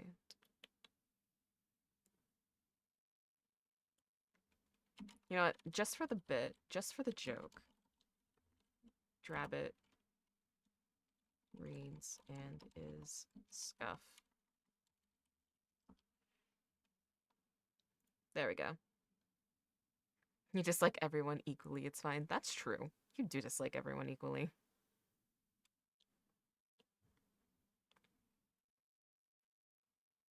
Equality, my friend. Hi. Hello, Star. Hello. How are you doing today? It started with scuff. It started with scuff. It's been scuff. Fuck Star, fuck Star, fuck Star, fuck. And wonder where that came from. Weird soundbite that just happened. True. How are you doing, Rome? I'm doing okay. I'm not looking forward to the potential snowstorm that's coming tomorrow. Oh, yeah. Yeah, I'm not surprised. It must have been the wind. Weird soundbite indeed. Yeah, yeah. Really weird soundbite. Wonder why that happened. Weird for Team to have, but okay. Yeah, just a little bit. Just a little bit. I guess what's been the highlight of your day? Um, Star's a little odd. I am a little odd. Thank you so much. Highlight of my day. Honestly, highlight of my day has just been hanging with Alistair. Like, I got to bother him on stream, and then he was kind enough to come to mine. But other than that, it's just been work. I went from work to stream to my own stream, so I haven't exactly had a lot of downtime. Well, make sure to take some time for yourself, you know? I will. I don't plan on this stream being too terribly long. Might be a wrap up of like 11:30. Okay. So I'll be fine, but I appreciate the check-in. You're welcome. Oh, new model. Hi, Lunar. Welcome in. We're just doing reading. So I have in front of me two books. One is Nordic Tales, and one is the Celtic Book of Celtic Tales. Which one would you like me to read from? Well, I mean, I'm pretty sure you know my bias, don't you? I'm not sure right now. I'm only a pagan who follows a Nordic god. Okay, I have opened the book up. If you tell me the story, I can pull it up so that way stream can read it too. All right, so let's see. Yeah, for those who don't know, Monday nights are my reading nook. So, Reading Nook night is where we just pull up stories and stuff and read out. It's just supposed to be a nice way to be able to relax from a Monday. Oh, I guess the first one is called The Forest Bride. Forest Bride.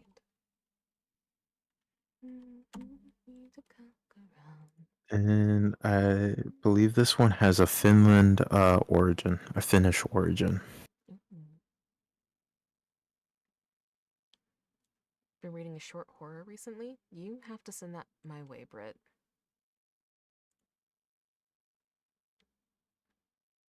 Let's see. Trying to pull up the story now so that way. So, That's cursed. the title is The Forest Bride, Yeah, I the was just story of a little mouse who was a princess. okay. I have no mouth and I must scream. I am so sorry. Let's see. Screen, window capture. There we go. And then this is going to be very scuffed reading, but at least you'll be able to read it. See, let's go to. Ooh. Actually, wait, hold on. I may have done a silly. Hold on, I did a little silly. Just a little bit of a silly. It's okay. Take your time. A little bit of scuff. It's just a little bit of scuff. I'm gonna turn my wings off because they're currently in the way. Wait, Star, can I invite Yasuto to the call? You know, for some reason, I don't trust that. I don't know why, but I just don't trust that. Is that the Feel like is that your nice brother, Yasu?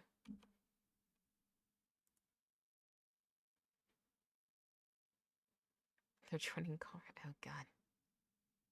You know what? Let's let Yasu do his bit first, and then we'll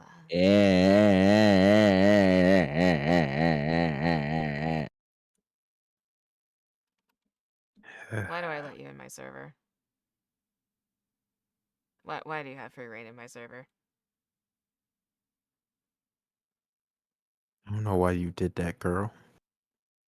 He says, God, Jesus Christ. Okay. Let's see. There we go. Nah, you know, I'll move your little Fugi closer. You can be right next to me. There you go. Boop. Oh, forgot my stinger. Whoops. It's fine. We just cut. Alrighty. Feel free to start reading. Okay. He says The hello. Forest Bride, Go ahead, the sir. story of a little mouse who was a princess. There was once a farmer who had 3 sons. One day, when the boys were grown to manhood, he said to them, "My sons, it is high time that you are all married. Tomorrow I wish you to go out in search of brides." "But where shall we go?" the oldest son asked. "I thought of that too," the father said. "Do each of you chop down a tree, and then take the direction in which the fallen tree points. I'm sure that each of you, if you go far enough in that direction, will find a suitable bride." So the next day, the 3 sons chopped down trees. The oldest son's tree fell pointing north. "That suits me," he said, for he knew that to the north lay a farm where a very pretty girl lived. The tree of the second son, when it fell, pointed south. That suits me, the second son declared, thinking of a girl that he had often danced with, who lived on a farm to the south. The youngest son's tree. The youngest son's name was Veiko. When it fell, it pointed straight to the forest. Ha ha, the older brother laughed. Veiko will have to go courting one of the wolf girls or one of the foxes. They meant by this that only animals lived in the forest, and they thought that they were making a good joke at Veiko's expense. But Veiko said he was perfectly willing to take his chances and go where his tree pointed. The older brothers went gaily off and presented their suits to the two farmers, whose daughters they had admired. Veiko, too, started off with brave front, but after he had gone some distance in the forest, his courage began to ebb. How can I find a bride, he asked himself, in a place where there are no human creatures at all? Just then he came to a little hut. He pushed open the door and it went in. It was empty. To be sure, there was a little mouse sitting on the table, daintily combing her whiskers. But a mouse, of course, doesn't count. There's nobody here, Veiko said aloud. The little mouse paused in her toilet and turning towards him and said reproachfully, Why, Veiko, I'm here. But you don't count. You're only a mouse. Of course I count, the little mouse declared. But tell me, what were you hoping to find? I was hoping to find a sweetheart. The little mouse questioned him further, and Veiko told her the whole story of his brothers in the trees. The two older ones are finding sweethearts easily enough, Veiko said, but I don't see how I can up here in the forest. And it will shame me to go home and confess that I alone have failed. See here, Veiko, the little mouse said, why don't you take me for your sweetheart? Veiko laughed heartily, but you're only a mouse. Who ever heard of a man having a mouse for a sweetheart? The mouse shook her little head solemnly.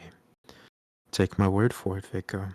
You could do much worse than have me for a sweetheart. Even if I'm only a mouse, I can love you and be true to you.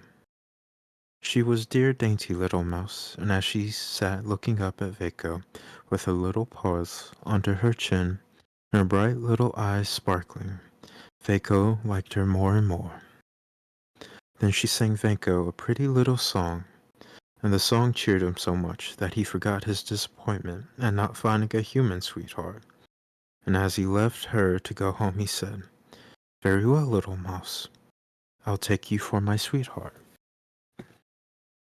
And that mouse made little squeaks of delight, and she told him that she'd be true to him and wait for him no matter how long he was in returning.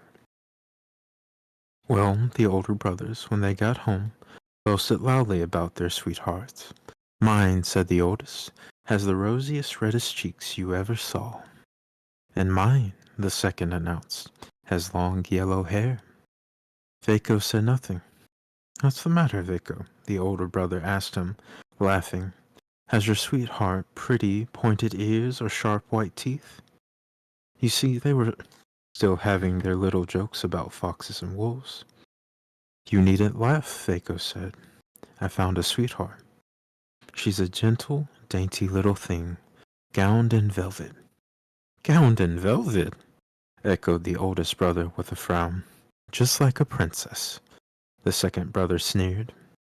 Yes, Veiko repeated, gowned in velvet like a princess. And when she sits up and sings to me, I'm perfectly happy. Huh? Grunted the older brother, not at all pleased that Veiko should have so grand a sweetheart. Well, said the old farmer after a few days, now I should like to know what those sweethearts of yours are able to do. Have them each bake me a loaf of bread, so that I can see whether they're good housewives. Mine will be able to bake bread, I'm sure of that, the oldest brother declared boastfully. So will mine, of course, the second brother. Veiko was silent. What about the princess? They said with a laugh. Do you think the princess can break bread? I don't know, Vaco answered truthfully. I'll have to ask her. Of course he had no reason for supposing that the little mouse could bake bread, and by the time he reached the hut in the forest, he was feeling sad and discouraged. When he pushed open the door, he found the little mouse as before, seated on the table, daintily combing her whiskers. At the sight of Vaco, she danced about with delight. I'm so glad to see you, she squeaked. I knew you would come back. Then, when she noticed that he was silent and she asked him what was the matter, Vaco told her, My father wants each of our sweethearts to bake him a loaf of bread. If I come home without a loaf, my brothers will laugh at me. You won't have to go home without a loaf, the little mouse said. I can bake bread. Vaco was much surprised at this. I never heard of a mouse that could bake bread. Well, I can, the little mouse insisted. With that, she began ringing a small silver bell. Tinkle, tinkle, tinkle. Instantly, there was the sound of hurrying footsteps. Tiny, scratchy footsteps, and hundreds of mice came running into the hut. Little Princess Mouse, sitting up, very straight and dignified, said to them, Each of you go fetch me a grain of the finest wheat. All the mice scampered quickly away and soon returned one by one, each carrying a grain of the finest wheat. After that, it was no trick at all for the Princess Mouse to bake a beautiful loaf of wheaten bread. The next day, the three brothers presented their father the loaves of their sweethearts' baking. The oldest one had a loaf of rye bread. Very good, the farmer said. For hard-working people like us, rye is good. The loaf the second son had was made of barley. Barley bread is also good, the farmer said. But when Vaco presented his loaf of beautiful wheaten bread, his father cried out, What? White bread? Ah, Vaco, now, you must have a sweetheart of wealth. Of course, the oldest brother sneered. Didn't he tell us she was a princess? Say, Vaco, when a princess wants fine white flour, how does she get it? Vaco answered simply. She rings a little silver bell, and when her servants come, she tells them to bring her grains of the finest wheat. At this, the older brothers nearly exploded with envy, until their father had to reprove them. There, he said. Don't grudge the boy his good luck. Each girl has baked the loaf she knows how to make, and each in her own way will probably make a good wife. But before you bring them home to me, I want one further test of their skills and housewifery. Let them each send me a sample of their weaving. The older brothers were delighted at this, for they knew that their sweethearts were skillful weavers. We'll see how her ladyship fares this time, they said, sure in their hearts that Vaco's sweetheart, whoever she was, would not put them to shame with her weaving. Vaco, too, had serious doubts of the little mouse's ability at the loom. Whoever heard of a mouse that could weave? He said to himself as he pushed open the door of the forest hut. Oh, there you are at last, the little mouse squeaked joyfully.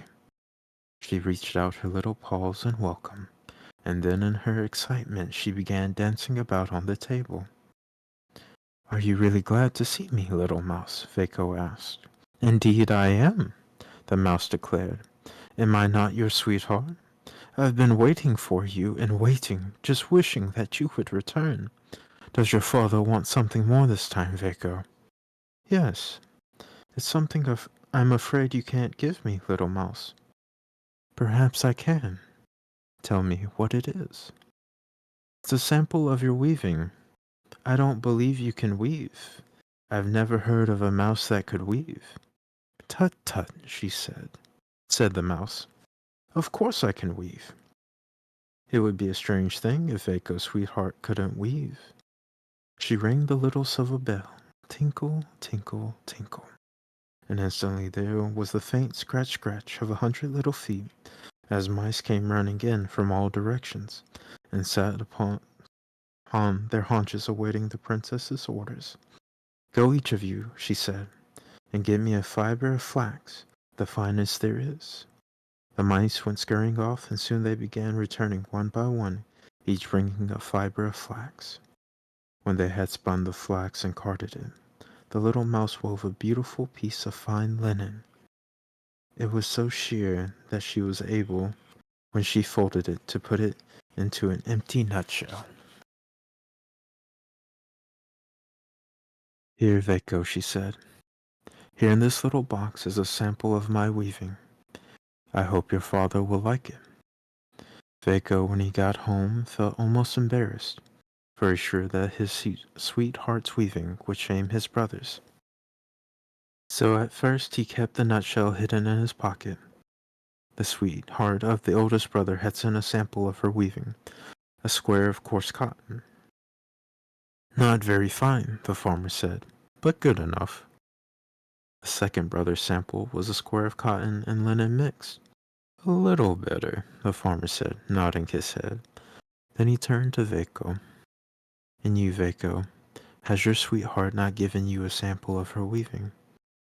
Vaco handed his father a nutshell at sight, of which his brothers burst out laughing.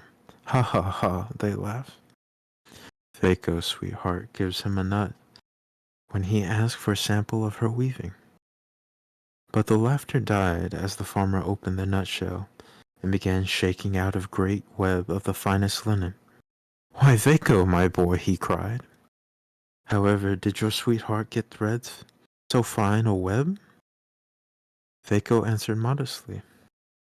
She rang a little silver bell and ordered her servants to bring her in fibres of finest flax. They did so, and after they had spun the flax and carded it, my sweetheart wove the web you see. "Wonderful," gasped the farmer. "I've never known such a weaver. The other girls will be all right for farmers' wives, but Vaco's sweetheart might be a princess. Well," concluded the farmer, "it's time that you all brought your sweethearts home. I want to see them with my own eyes. Suppose you bring them tomorrow." "She's a good little mouse, and I'm very fond of her," Vaco thought to himself, and he went out to the forest. "But my brothers will certainly laugh when they find she's only a mouse. Well, I don't care if they do laugh. She's been a good little sweetheart to me, and I'm not going to be ashamed of her." So, when he got to the hut, he told the little mouse at once that his father wanted to see her. The little mouse was greatly excited. "I must go in proper style," she said. She rang the little silver bell and ordered her coach and five. The coach, when it came, turned out to be an empty nutshell, and the 5 prancing steeds that were drawing it were 5 black mice. The little mouse seated herself in the coach, with the coachman mouse on the box in front of her, and a footman mouse on the box behind her. "Oh, how would my brothers laugh," thought Vaco. But he didn't laugh. He walked beside the coach and told the little mouse not to be frightened, that he would take good care of her. His father, he told her, was a gentle old man and would be kind to her. When they left the forest, they came to a river, which was spanned by a footbridge. Just as Vaco and the nutshell coach had reached the middle of the bridge, a man met them, coming from the opposite direction. "Mercy me!" the man exclaimed, as he caught sight of the strange little coach that was rolling along back beside Vaco. "What's that?" He stooped down and looked, and then, with a loud laugh, he put out his foot and pushed the coach, the little mouse, her servants, and 5 prancing steeds, all off the bridge and into the water below. "What have you done? What have you done?" Vaco cried. "You drowned my poor little sweetheart."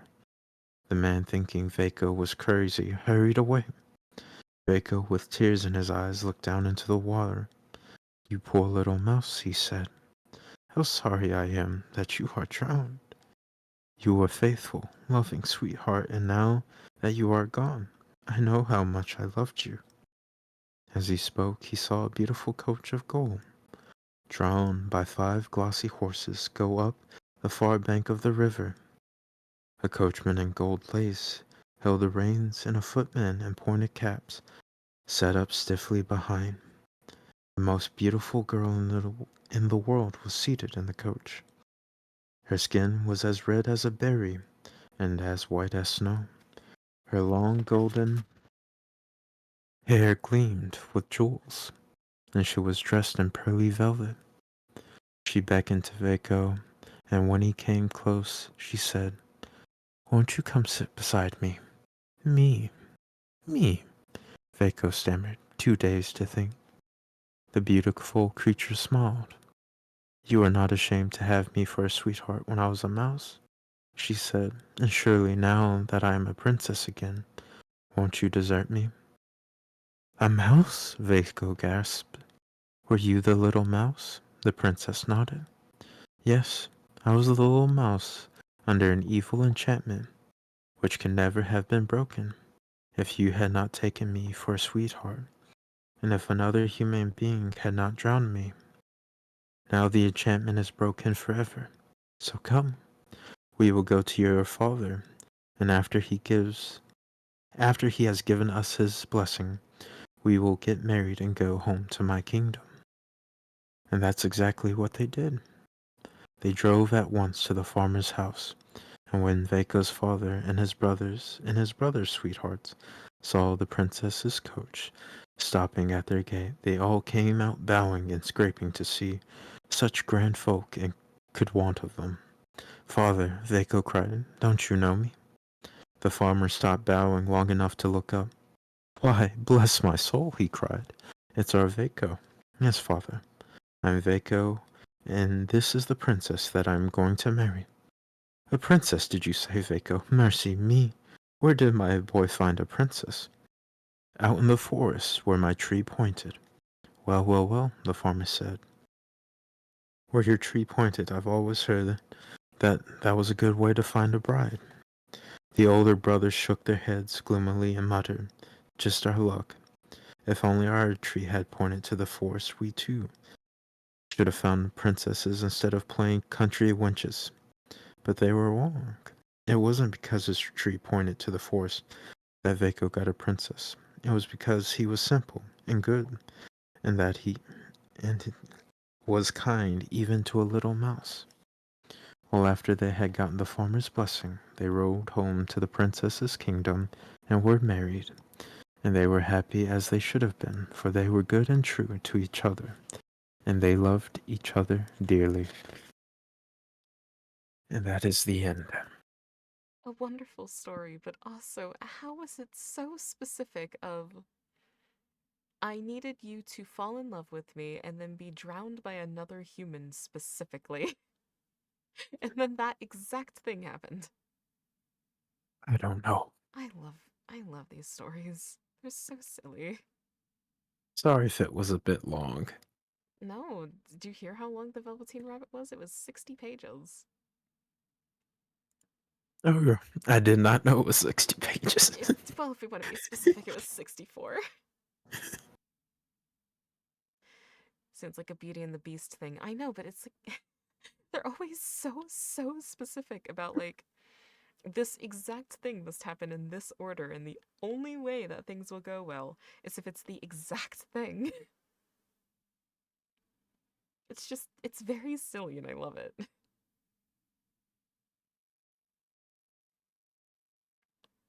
uh, I need thou to love me to lift the curse, and then also be drowned by another person who's that spiteful.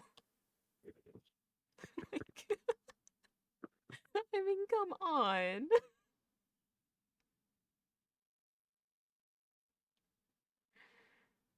But no, that was a wonderful story. I'm glad you shared. And I'm glad you came up here to be able to talk with it too. Hi, I Britt. mean, don't get me wrong, it's a cool story and all. But can you imagine if the drowning didn't happen and they just lasted too long? Then all of a sudden the little mouse just accidentally trips into a puddle.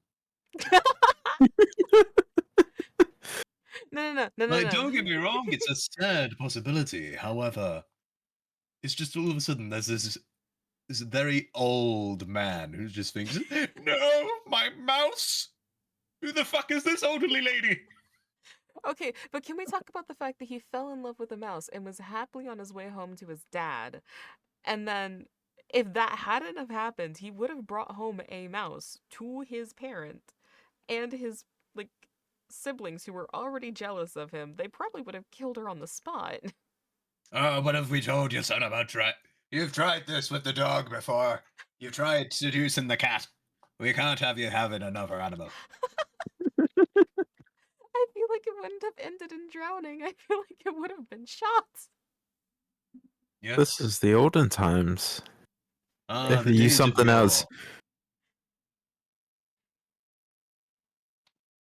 Oh Yeah. dear, oh dear. Tomu's right on that. The guy showed up very quickly, left just for plot. Yeah. He's like, I fulfilled my role in life. I've kicked a mouse and like 5 other mouses into the water. My This guy life's is. goal is complete. There's just one guy whose life goal is to be a dick to somebody's pet.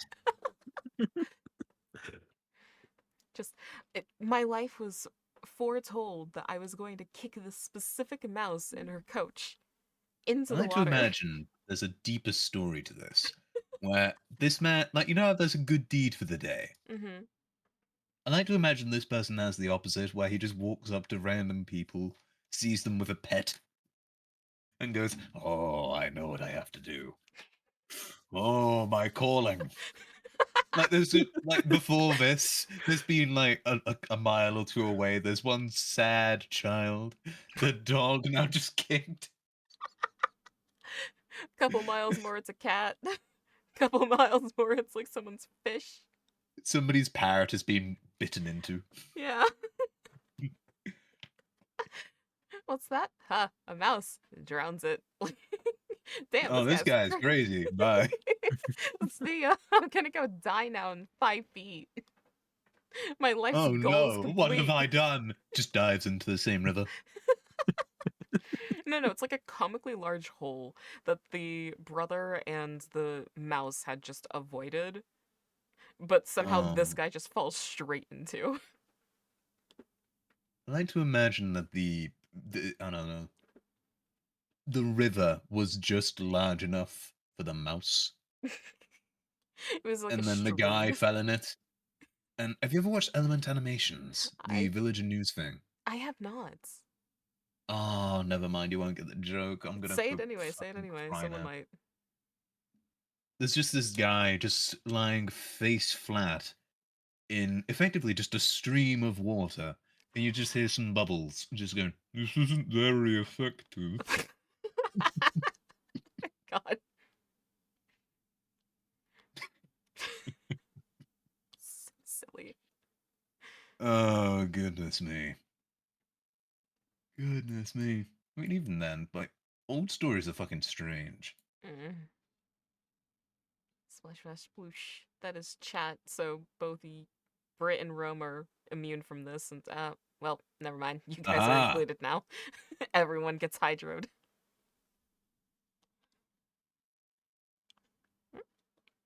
Oh dear, oh dear. Everybody now has to drink. Yep. Now, And it's Starlight, yes. fix your spinal cord. Okay, well, fine. What was that? Just. It was me sitting up. You have to make a noise to sit up? I didn't do it consciously. How much effort does it take to just go? I didn't do it consciously, okay? What? That was not Hold a on. conscious thing I did. The only thing I can picture now is that you, behind the scenes, you are a very, very, very small individual. Like maybe about 3'2", and it's just, oh shit, no, I've got to go to What? this seat. I'm Crimson's original height now. Yes, Oh God, no. it's canon now. Yes, I'm. Sub 1 meter. Secrets out there. I'm secretly like 3 foot, like 1 now. Like, I just keep getting See. shorter.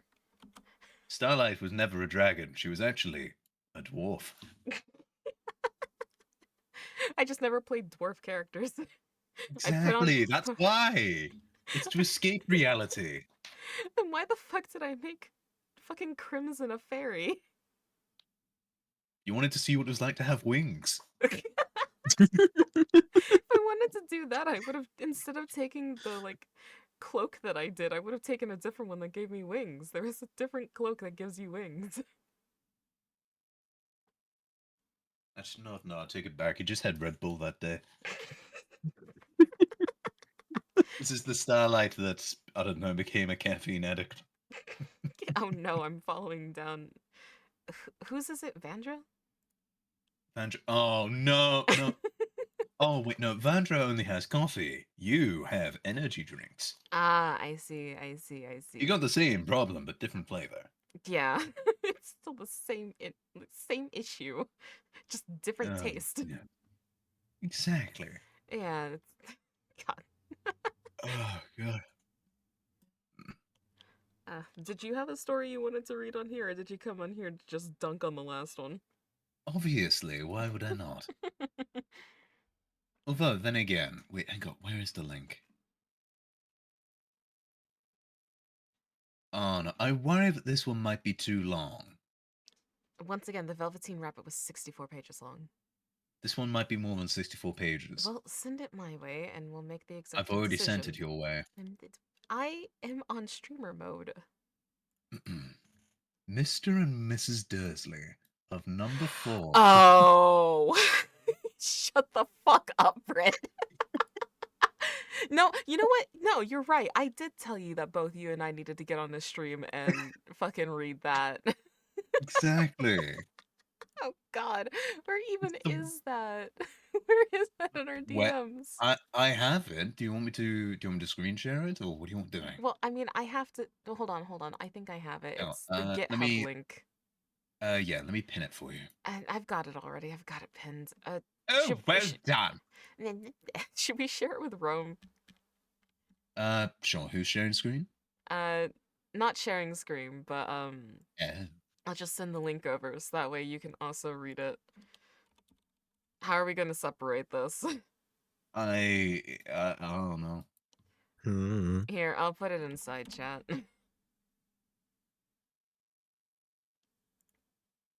Good luck, Rome. Oh, no. Good luck.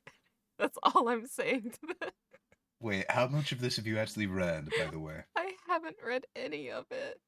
I haven't read any of it. Other than just that one little bit. Oh dear. Alright. Oh God. So, who wants to go first? Oh God. I'm reading through a little bit of it because I was trying to figure out the best way to like separate it. I say we just read as much as we want and then like stop at some point to let someone else cycle through. Mister. Alright, I'm bored. No.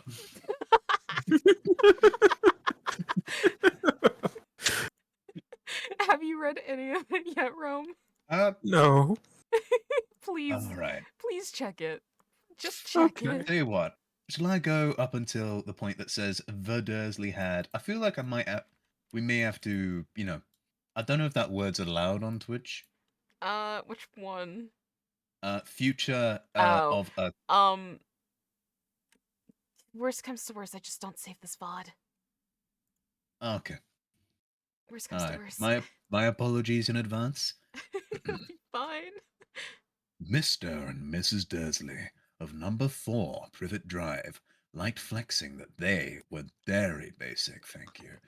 TBH, they were the last people you'd think would be sus, because they were all facts and no printer. Mr. Dursley was adulting at a firm called Grunnings, which made drills. He was a dummy thick, with 3 C's, man with hardly any neck, although he had an absolute unit of a mustache. Mrs. Dursley was a total Karen, with 0 chill and hardly a hell. Oh shit, no, I've read that wrong. With 0 chill and had a hell of a neck, which came in very useful when she was stalking her neighbors and not minding her own. You know the only Anyway, who wants to go next? I will, but you know how like the only injury that one of the actors on The Princess Bride got was a bruised rib from laughing too hard? Oh, I God. feel I feel like I'm going to have that. Uh-oh. Uh-oh. Fuck. Okay. Let's figure. What God. is this? This is Harry Potter. Yeah. This is Gen Z Harry Potter. The Dursleys had a future incel of a son named Dudley, who they thought was the main character. The Dursleys were mostly thriving, but they also had low KT, which didn't pass the vibe check, and their greatest fear was to get called out and cancelled. They were girl bossing too close to the sun and didn't think their clout could bounce back if their fam, the Potters, were revealed. MILF Lily Potter and Mrs. Dursley's sis.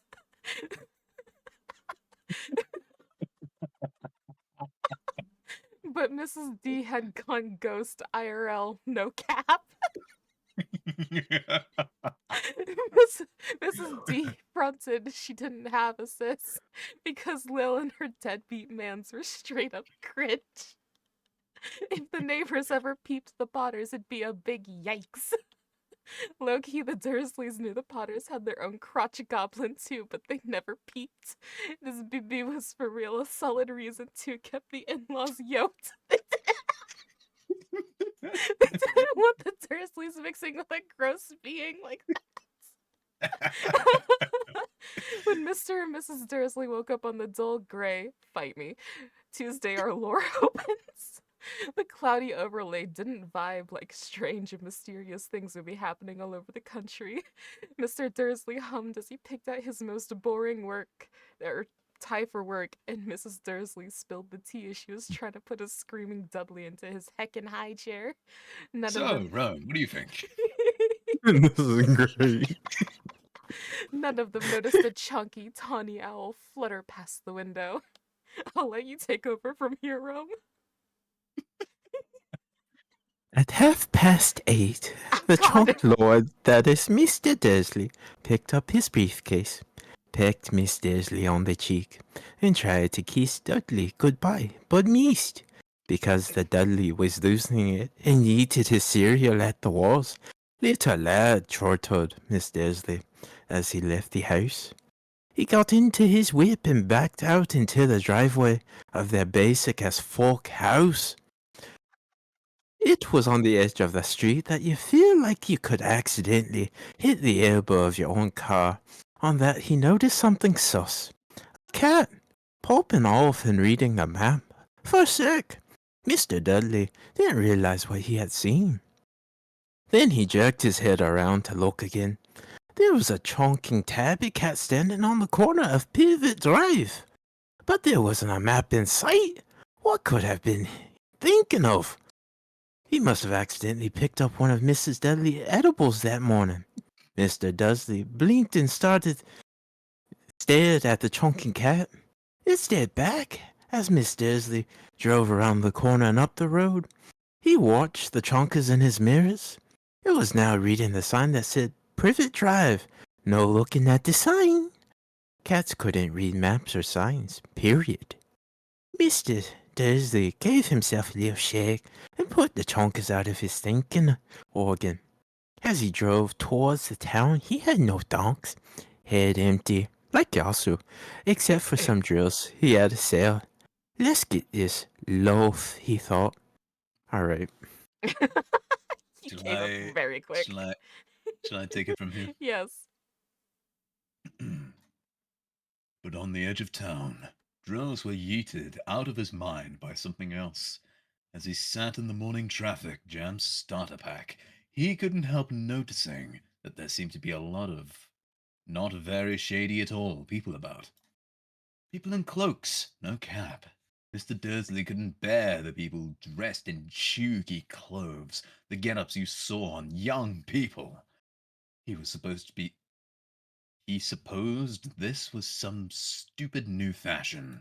He drummed his fingers on the steering wheel, and his eyes fell on a huddle of these weirdos standing quite close by. They were whispering excitedly together. Mr. Dursley was enraged to see that a couple of them weren't young at all. That man had to be a boomer, wearing an emerald green cloak. The audacity of him! But then it struck Mr. Dursley that this was probably some silly stunt, a TikTok props. These people were obviously collecting for something. Yes, that'll be it. The traffic moved on, and a few minutes later, Mr. Dursley arrived in the Grunnings, his mind back on drills. Mr. Dursley was always with his back. Wait, what? Mr. Dursley always sat with his back to the window in his office on the ninth floor. If he hadn't, he might have found it harder to concentrate on drills that morning. He didn't see the owls popping off in broad daylight. The people down the street did. They pointed and gazed, deceased. Like they fucking died. As owl after owl sped overhead. Most of them had never seen an owl, even at night time. Mr. Dursley, however, had a perfectly normal, owl-free morning. He had no chill and yelled at 5 different people. He made several important telephone calls and shouted a bit more. He was in a very good mood until lunchtime, when he thought he'd stretch his legs and walk across the road to buy himself a bun from the bakery. He'd forgotten all about the people in cloaks until he passed a group of them next to the Starbucks. He took a big look at them, with unhappy as he passed. What? He didn't know why, but they seemed kinda sus. This bunch were whispering excitedly too. And he couldn't see a single GoFundMe donation tin. It was on his way back past them, clutching a large donut in a bag, that he caught a few words of what they were saying. The Potters. That's right. That's what I heard. They're boy Harry. Mr. Dursley felt like he'd been ratioed IRL. He looked back at the whispers and wondered if he should at them, but thought better of it. Even a girl boss has his weak moments. And anyway, there were plenty of people called Potter with moots like Harry. There was no point in worrying his Discord kitten. His sister was on both their TNI lists. It's gonna get worse. During the day, emo thoughts kept dabbing across Mr. Dursley's mind. He later left the building, and his nearly sister slammed into someone just outside his door. "No!" he grunted. What? Grunted. There we go. As the man nearly fell. However, he didn't seem triggered at all. Instead, the funky little dude just pressed the slay button. So true, bestie. Even muggles like you should slay today, when the sussiest of buggers is being cancelled at last. Star!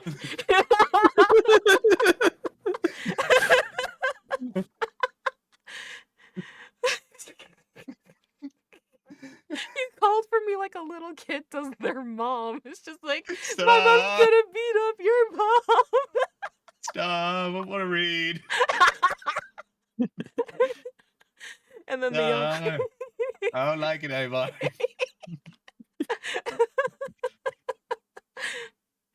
and then the old man hugged Mr. Dursley, real, and headed off. Mr. Dursley couldn't even fight it in him to, yeah, Fortnite 10K, we're about to go down, baby! He hurried to his car and the Fast and the Furious Tokyo drift straight home. As he pulled into the driveway, the first thing his sister saw was the same chunk cat he'd seen in the morning, sitting on the wall. POV, you're on my DNI list, Mr. Dursley spat at the cat as he walked inside. His girly pop day was swag as fuck. Dudley had learned to say "nar" just like his bestie could, Mrs. Dursley. When his fave oomph finally went AFK, Mr. Dursley went to the living room to watch some news. Last thing, birders everywhere are fighting for their lives right now. Them hooters hunt at night and avoid sunlight like nerds, but for some reason they've been invading our skies since sunrise. The science isn't sciencing, the newscaster smirked. Weird as fuck, bro. Now, Jim McGuffin. What that weather do, boy? Any more owl showers tonight? Say less, Ted, said the weatherman. TBH, IDK, but the burbs aren't the only weird mullet daddies today. Viewers as far apart as Kent, Yorkshire, and Dundee have been tweeting that instead of the rain I promised yesterday, the sky is having shooting stars. Maybe they're celebrating bonfire night early. It will actually rain tonight, though, but it's about to be raining hands if motherfuckers don't stop calling about these damn birds. Mr. Dursley Forward erred in his armchair. Shooting stars. Owls waking up and choosing violence. Sus boomers dressed in Renfur outfits. And spilling tea about the Potters. Mrs. Dursley came into the living room carrying 2 cups of tea. It was no good. He'd have to say something to her. He cleared his throat nervously. Petunia. My cotton swab. You haven't heard from your sis of late, maybe. As he had expected, Mrs. Dursley looked like she ate a lemon. After all, they ghosted her sis. Nope, she said sharply. Why? Cringy crap on the news, Mr. Dursley mumbled. Owls, shooting stars, and there were a lot of edgelords in town today. And, snapped Mrs. Dursley, well, I just thought maybe it had something to do with, her crew. Mrs. Dursley sipped her tea through pursed lips. Mr. Dursley wondered whether he dared to tell her that he'd heard the name Potter. He decided he didn't dare.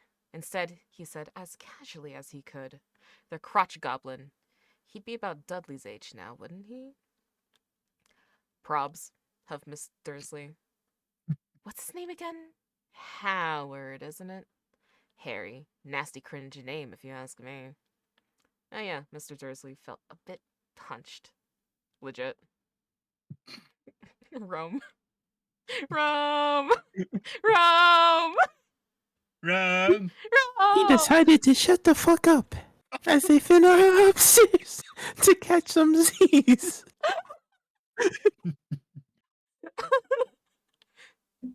While Miss Dursley took off her face, Mr. Dursley lurked in the bedroom window, overlooking their front garden.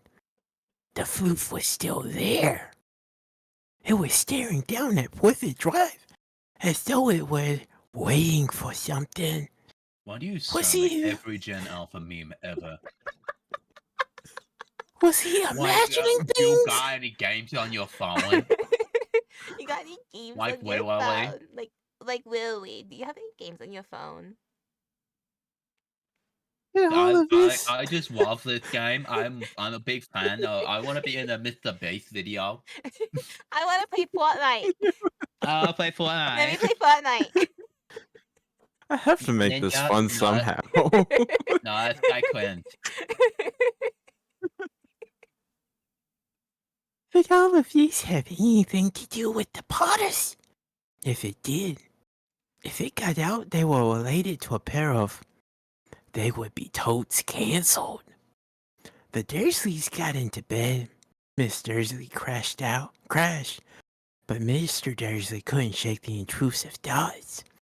Finally, he comforted himself that if the Potters were involved, there was no reason for them to invade the Dursley space. The Potters knew very well that he and his bae thought they were cringe and wanted nothing to do with their shenanigans. He couldn't see how they get all up in his business. They prob safe and out the way. Ha ha ha! Nope. Mr. Dursley was drifting off uneasily, but the floof outside was on high alert. Like a fuzzy statue with penetrating eyes, it stared unblinking at the far corner of Pivot Drive.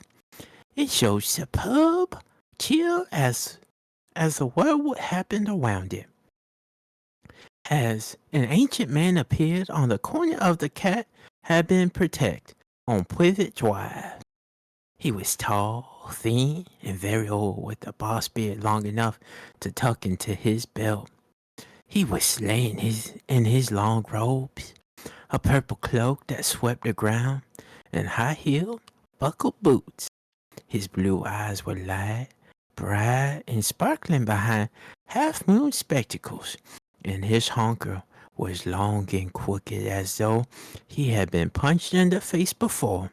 This your boy, Albus Dumbledore. Albus Dumbledore was super chill about the fact that he wasn't wanted on this street.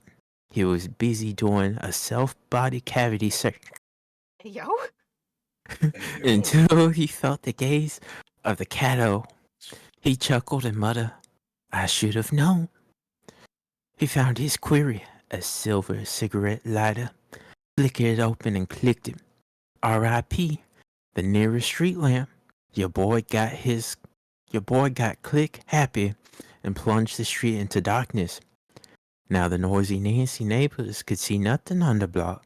The old man walks down the street to chill with the cat. Sup, Prof. McGonagall? He turned to smile at the tabby, who was now a human with the air of CEO serious businesswoman. She'd be wearing square glasses exactly the shape of the markings on the cat. Her look was on fleek, with an emerald green cloak and black hair and tight bun. How'd you know it was me? She asked. Prof, cats don't look like they planking. Brick walls aren't comfy. Why you no party? They are like a dozen of dank bangers I passed getting here. Prof McGonagall sniffed angrily. Oh yes, everyone's celebrating all right. High-key muggles noticed. It was on their idiot box. Flocks of burbs, shooting stars. Muggles have eyes. Shooting stars don't. Shooting stars down in Kent. Bet that was Daedalus Diggle? Smooth brain? Dallas. Daedalus Diggle, smooth brain. You can't blame them. Dumbledore cooed. This bull has been like 2020 for 11 years. Bet, said Prof. McG irritably. But there's no reason to lose our chill.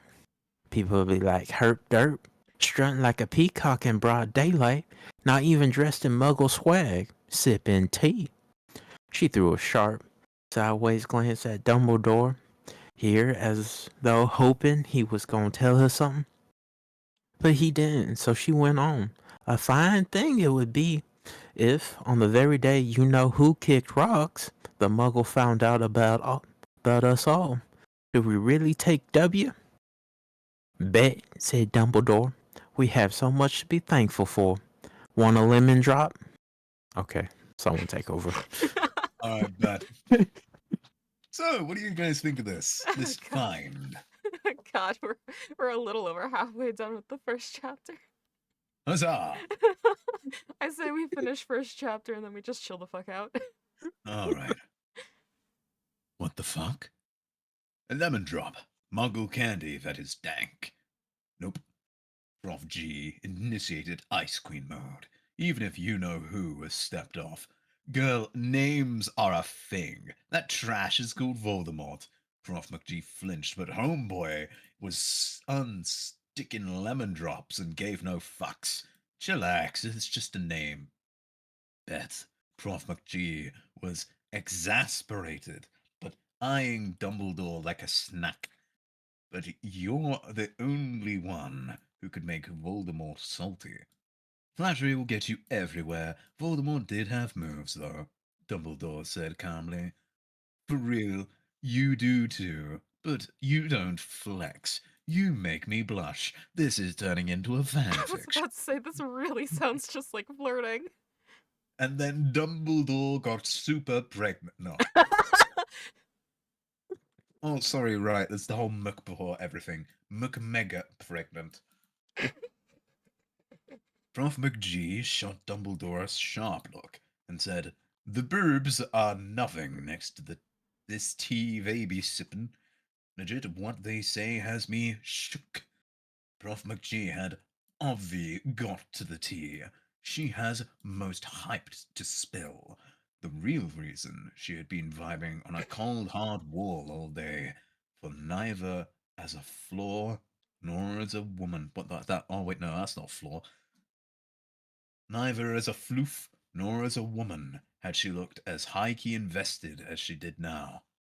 It was obvious that whatever everyone was saying, she wasn't gonna buy it until Dumbledore told her that there was no cap.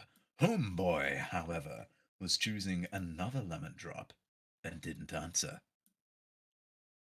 What they're saying, she pressed on, is that last night Voldemort spawned in Godric's Hollow. He went to find the Potters, and that he unalived Lily and James Potter. Dumbledore sadded. Prof McGee gasped. Lily and James. What the heck? I can't even. Oh, Albus. God. Oh, God. Dumbledore reached out and patted her shoulder. I'm shook too. Professor McGonagall's voice was shook as she went on. That's not all. They are saying he tried to unalive their son, Harry Potter, but he took an L and his power broke, and that's why he's gone. Dumbledore nodded glumly. Legit, faltered Professor McGonagall. After all he's done, he failed to unalive a Babin, and somehow did Harry survive? We can only guess, said Dumbledore. We may never know. All right, do I want to leave this to somebody else, or shall I keep going? That's up to you. How much more do you want to read? I don't mind. I'll give a fuck. Prof McGee wiped her eyes and got out her hand sanitizer. Thankfully in that order instead of the opposite. Dumbledore gave a great sniff as he took a button watch from his pocket and checked it. It was a very sus watch. It had 12 hands, but no numbers. Instead, little plants were moving around the edge. It must have made sense to Dumbledore, though, because he put it back in his pocket and said, Hagrid's late. I bet he's the one who told you I'd be here, by the way. Bet, said Prof McGee. And I don't suppose you're going to tell me why you're here of all places. Reading this and, like, trying to understand it, I'm beginning to feel like I don't understand how most people use the word bet. It's times like this when I realize how rotted my brain actually is. I'm trying so hard to keep up on this. The only reason why I understand is a lot of it's, like, older, like, Gen Z slang rather than Gen Alpha slang. Would you prefer Gen Alpha slang? If this was Gen Alpha slang, I would have forced my son to read this. Like, instead of bet, it just says skibbity. Help. Help is what we need. No. I've come to bring Harry to his aunt and uncle. They're the only fam he has left now. You can't mean these Karens? Cried Prof McGee, jumping to her feet and pointing at number 4. Dumbledore, you can't. I've been watching them all day. These basic fools aren't the same, and... what? Aren't in the same. These basic fools aren't in the same WhatsApp group. And their spawn. I saw him kicking his mother all the way up the street, screaming, I say now. The sweets. Harry Potter, come and live here. Cope. It's the best place for him. I gotta use cope more often. Said firmly. His aunt and uncle will be able to explain everything to him when he's older. I've written them a letter. A letter? Repeated Prof McGee. Hello. Hi, Misa. You cannot, unless you are planning on reading and, like, helping finish this, you keep your bitching to yourself. What is going on? We're reading a book. Like this story. Where is the good shit? Where is the stuff that makes me question my childhood? Bring back Rainbow Fish. No. What is it? Well, you see, to quote some of the greatest forms of fiction, Misa, Coke. Yeah. Cope. Coke. I don't like Coke. I like Pepsi. Anyway, yeah, well, like I was saying. Okay, where's the Uh, good shit? Where's no David? Yeah, Okay. well, Miso. Yeah. I only have one word. I actually no, I have a sentence for you. What's that? The soft boy is dead.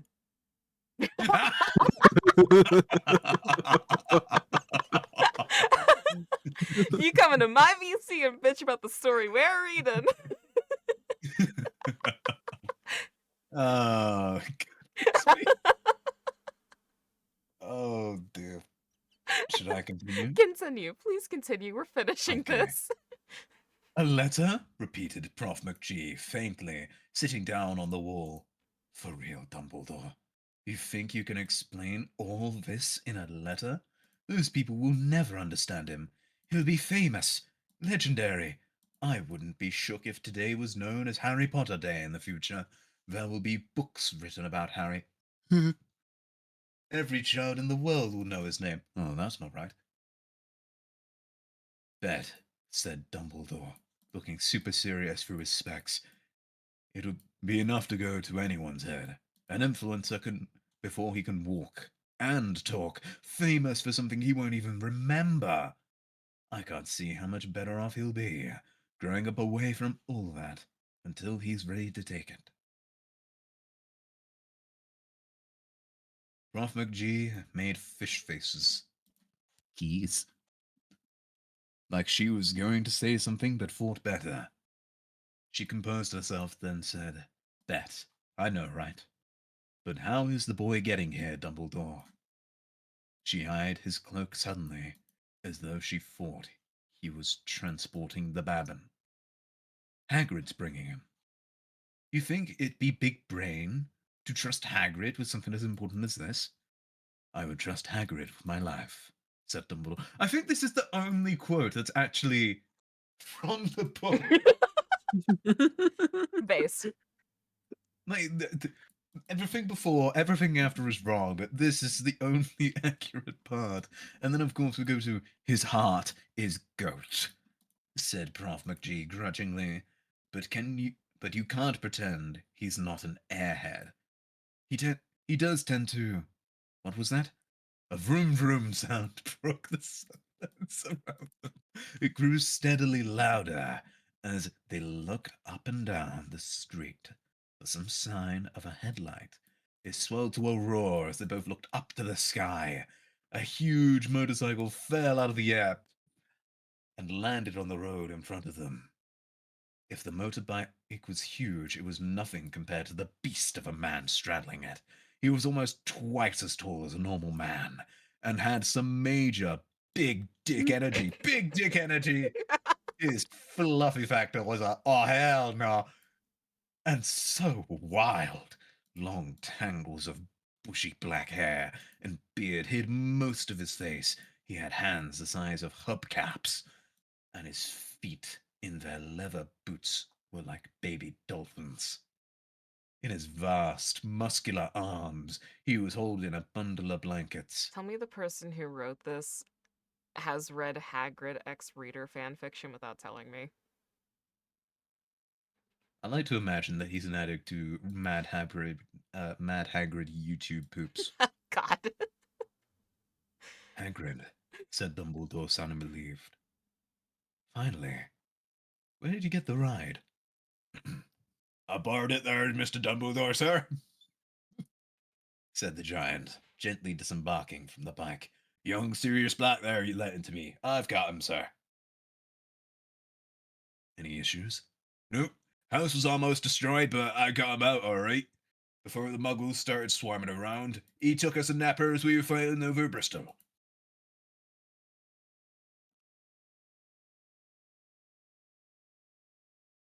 All right. Dumbledore and Prof. McGee. Then, actually, you know what? There's not a lot left. I should probably leave it to somebody I else. was about to say, are you like taking There's this not- out or? Oh, no. I don't want to take all the spotlight. Oh God. I might be able to do Hagrid's voice, but Well, you can have fun with the rest of Hagrid's lines then. yay! Dumbledore and Prof McGee bent forward over the bundle of blankets. Inside, just visible, was the Babin, sleeping. Under a tuft of jet black hair over his forehead, they could see a sus-as-fuck cut, shaped like a bolt of lightning. Is that where? Whispered Prof McGee. Bet, said Dumbledore. He'll have that scar forever. Can't you fix it, Dumbledore? Yeah, but no. Scars come in handy. You didn't read. I read. I have one over my knee that's totes a map of the London Underground. Well, gimme, Hagrid. Let's get this over with. Gimme. Gimme. Gimme. The only thing I can imagine is like little Gimme. old Dumbledore, his hands just straight up, just Gimme. gimme. Dumbledore took Harry in his arms and turned down the Dursleys' house. Could I say bye to him, sir? Asked Hagrid. He bent his great shaggy head over Harry and gave him what must have been a very scratchy, whiskery kiss. Then suddenly, Mwah. oh god, Hagrid let out a noise like a wounded pupper. Shut the fuck up, hissed Prof McGee. You'll wake the normies. Sorry. Sobbed Hagrid, taking out a large spotted handkerchief and burying his face in it. But I can't stand it, I can't. Lily and James unalived. And poor little Harry off to live with muggles. Those fucking normies. Yeah, no, tragic. But control yourself, Hagrid, or we'll be found. Prof McGee whispered, patting Hagrid gently on the arm as Dumbledore stepped over the low garden wall and walked to the front door. He laid Harry gently on the doorstep, took a letter out of his cloak, tucked it inside Harry's blankets, and then came back to the other two. For a full minute, the three of them stood and looked at the little bundle. Hagrid's shoulders shook. Prof McGee blinked furiously, and the twinkling light that usually shone up from Dumbledore's eyes seemed to have gone out. Well, said Dumbledore finally, that's that. Time to dip.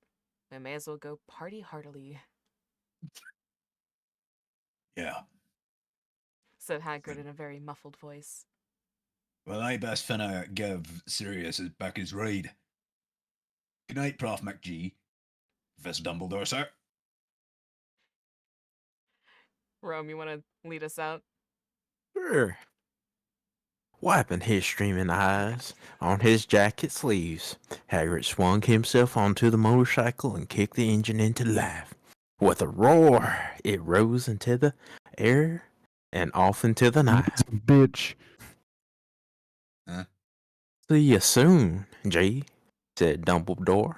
Nodding to her, Prof McGee blew her nose in reply. Dumbledore walked off into the night. On the corner, he stopped and took out the silver put-outer. He clicked it once, and 12 balls of light sped back to the street lamps so that Privet Drive glowed suddenly orange, and he could make out a tabby cat slinking around the corner at the other end of the street. He could just see bundles of blankets on the step of number 4. Good luck, Harry, he murmured. He spun on his heel, swished his cloak, and vanished into the night. A breeze ruffled the neat hedges of Privet Drive. Super basic even under the stars. The very last place you'd expect astonishing things to happen. Harry Potter coddled up inside his blankets, sleeping soundly. One small hand closed on the lever beside him, and he slept on, not knowing he was special, not knowing he was famous, not knowing he'd be woken in a few hours' time by Mrs. Durley's scream as she opened the front door to put out the milk bottles, nor that he would spend the next few weeks being prodded and pinched by his cousin Dudley. He couldn't know that at this very moment, peeps meeting in secrets all over the country, getting lit and saying in hushed voices to Harry Potter, the boy who wasn't unalived. Whoa, it was the name of the chapter. We're back. Oh my god.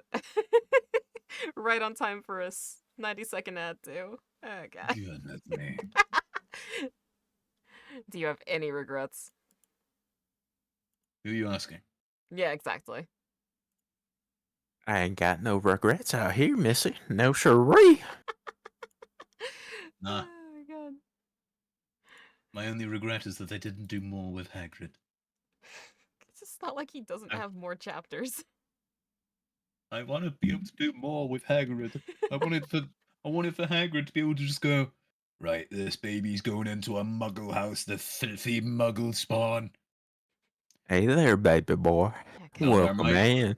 I didn't Um, like that. I'm gonna come up here and hate again. I didn't like No, that. Hagrid Somebody there, don't read bite some you. Love and Deep Space fan fiction. No, Unfortunately, I'm starting to get ready to leave, so Damn. Maybe next time. maybe next Hey, Daddy. time. perchance. There we Hey go. there, Alright, Jane. okay. Jane. There we Soft go. voice Daddy. Oh No, my god. bye. Every time. I cannot wait until the soft boy actually fucking dies so he stops saying it. I'm here. Oh god. Alrighty. Oh dear. Thank you two for joining in with this. This is so dumb. No worries. It's a Okay, pleasure. let's get that fixed. There we go. Thank you once again to 2-Bit Rabbit for joining me at the beginning of this, because I know I bothered him at this morning asking him to join in for the little rabbit reading. Mhm. And then, oh my god, I'm gonna ban that. I swear to God, thank you, Rome. This is Rome's permanent voice now. Homer, you're such a good boy. Okay, knock it off. This is my stream. Okay. We do that shit on Sinful Sundays. My streams are fucking 16 plus. Come on. Alrighty. Wait, So, do Does that either mean we of can say the fuck word? you can say fuck? Yes. Yes!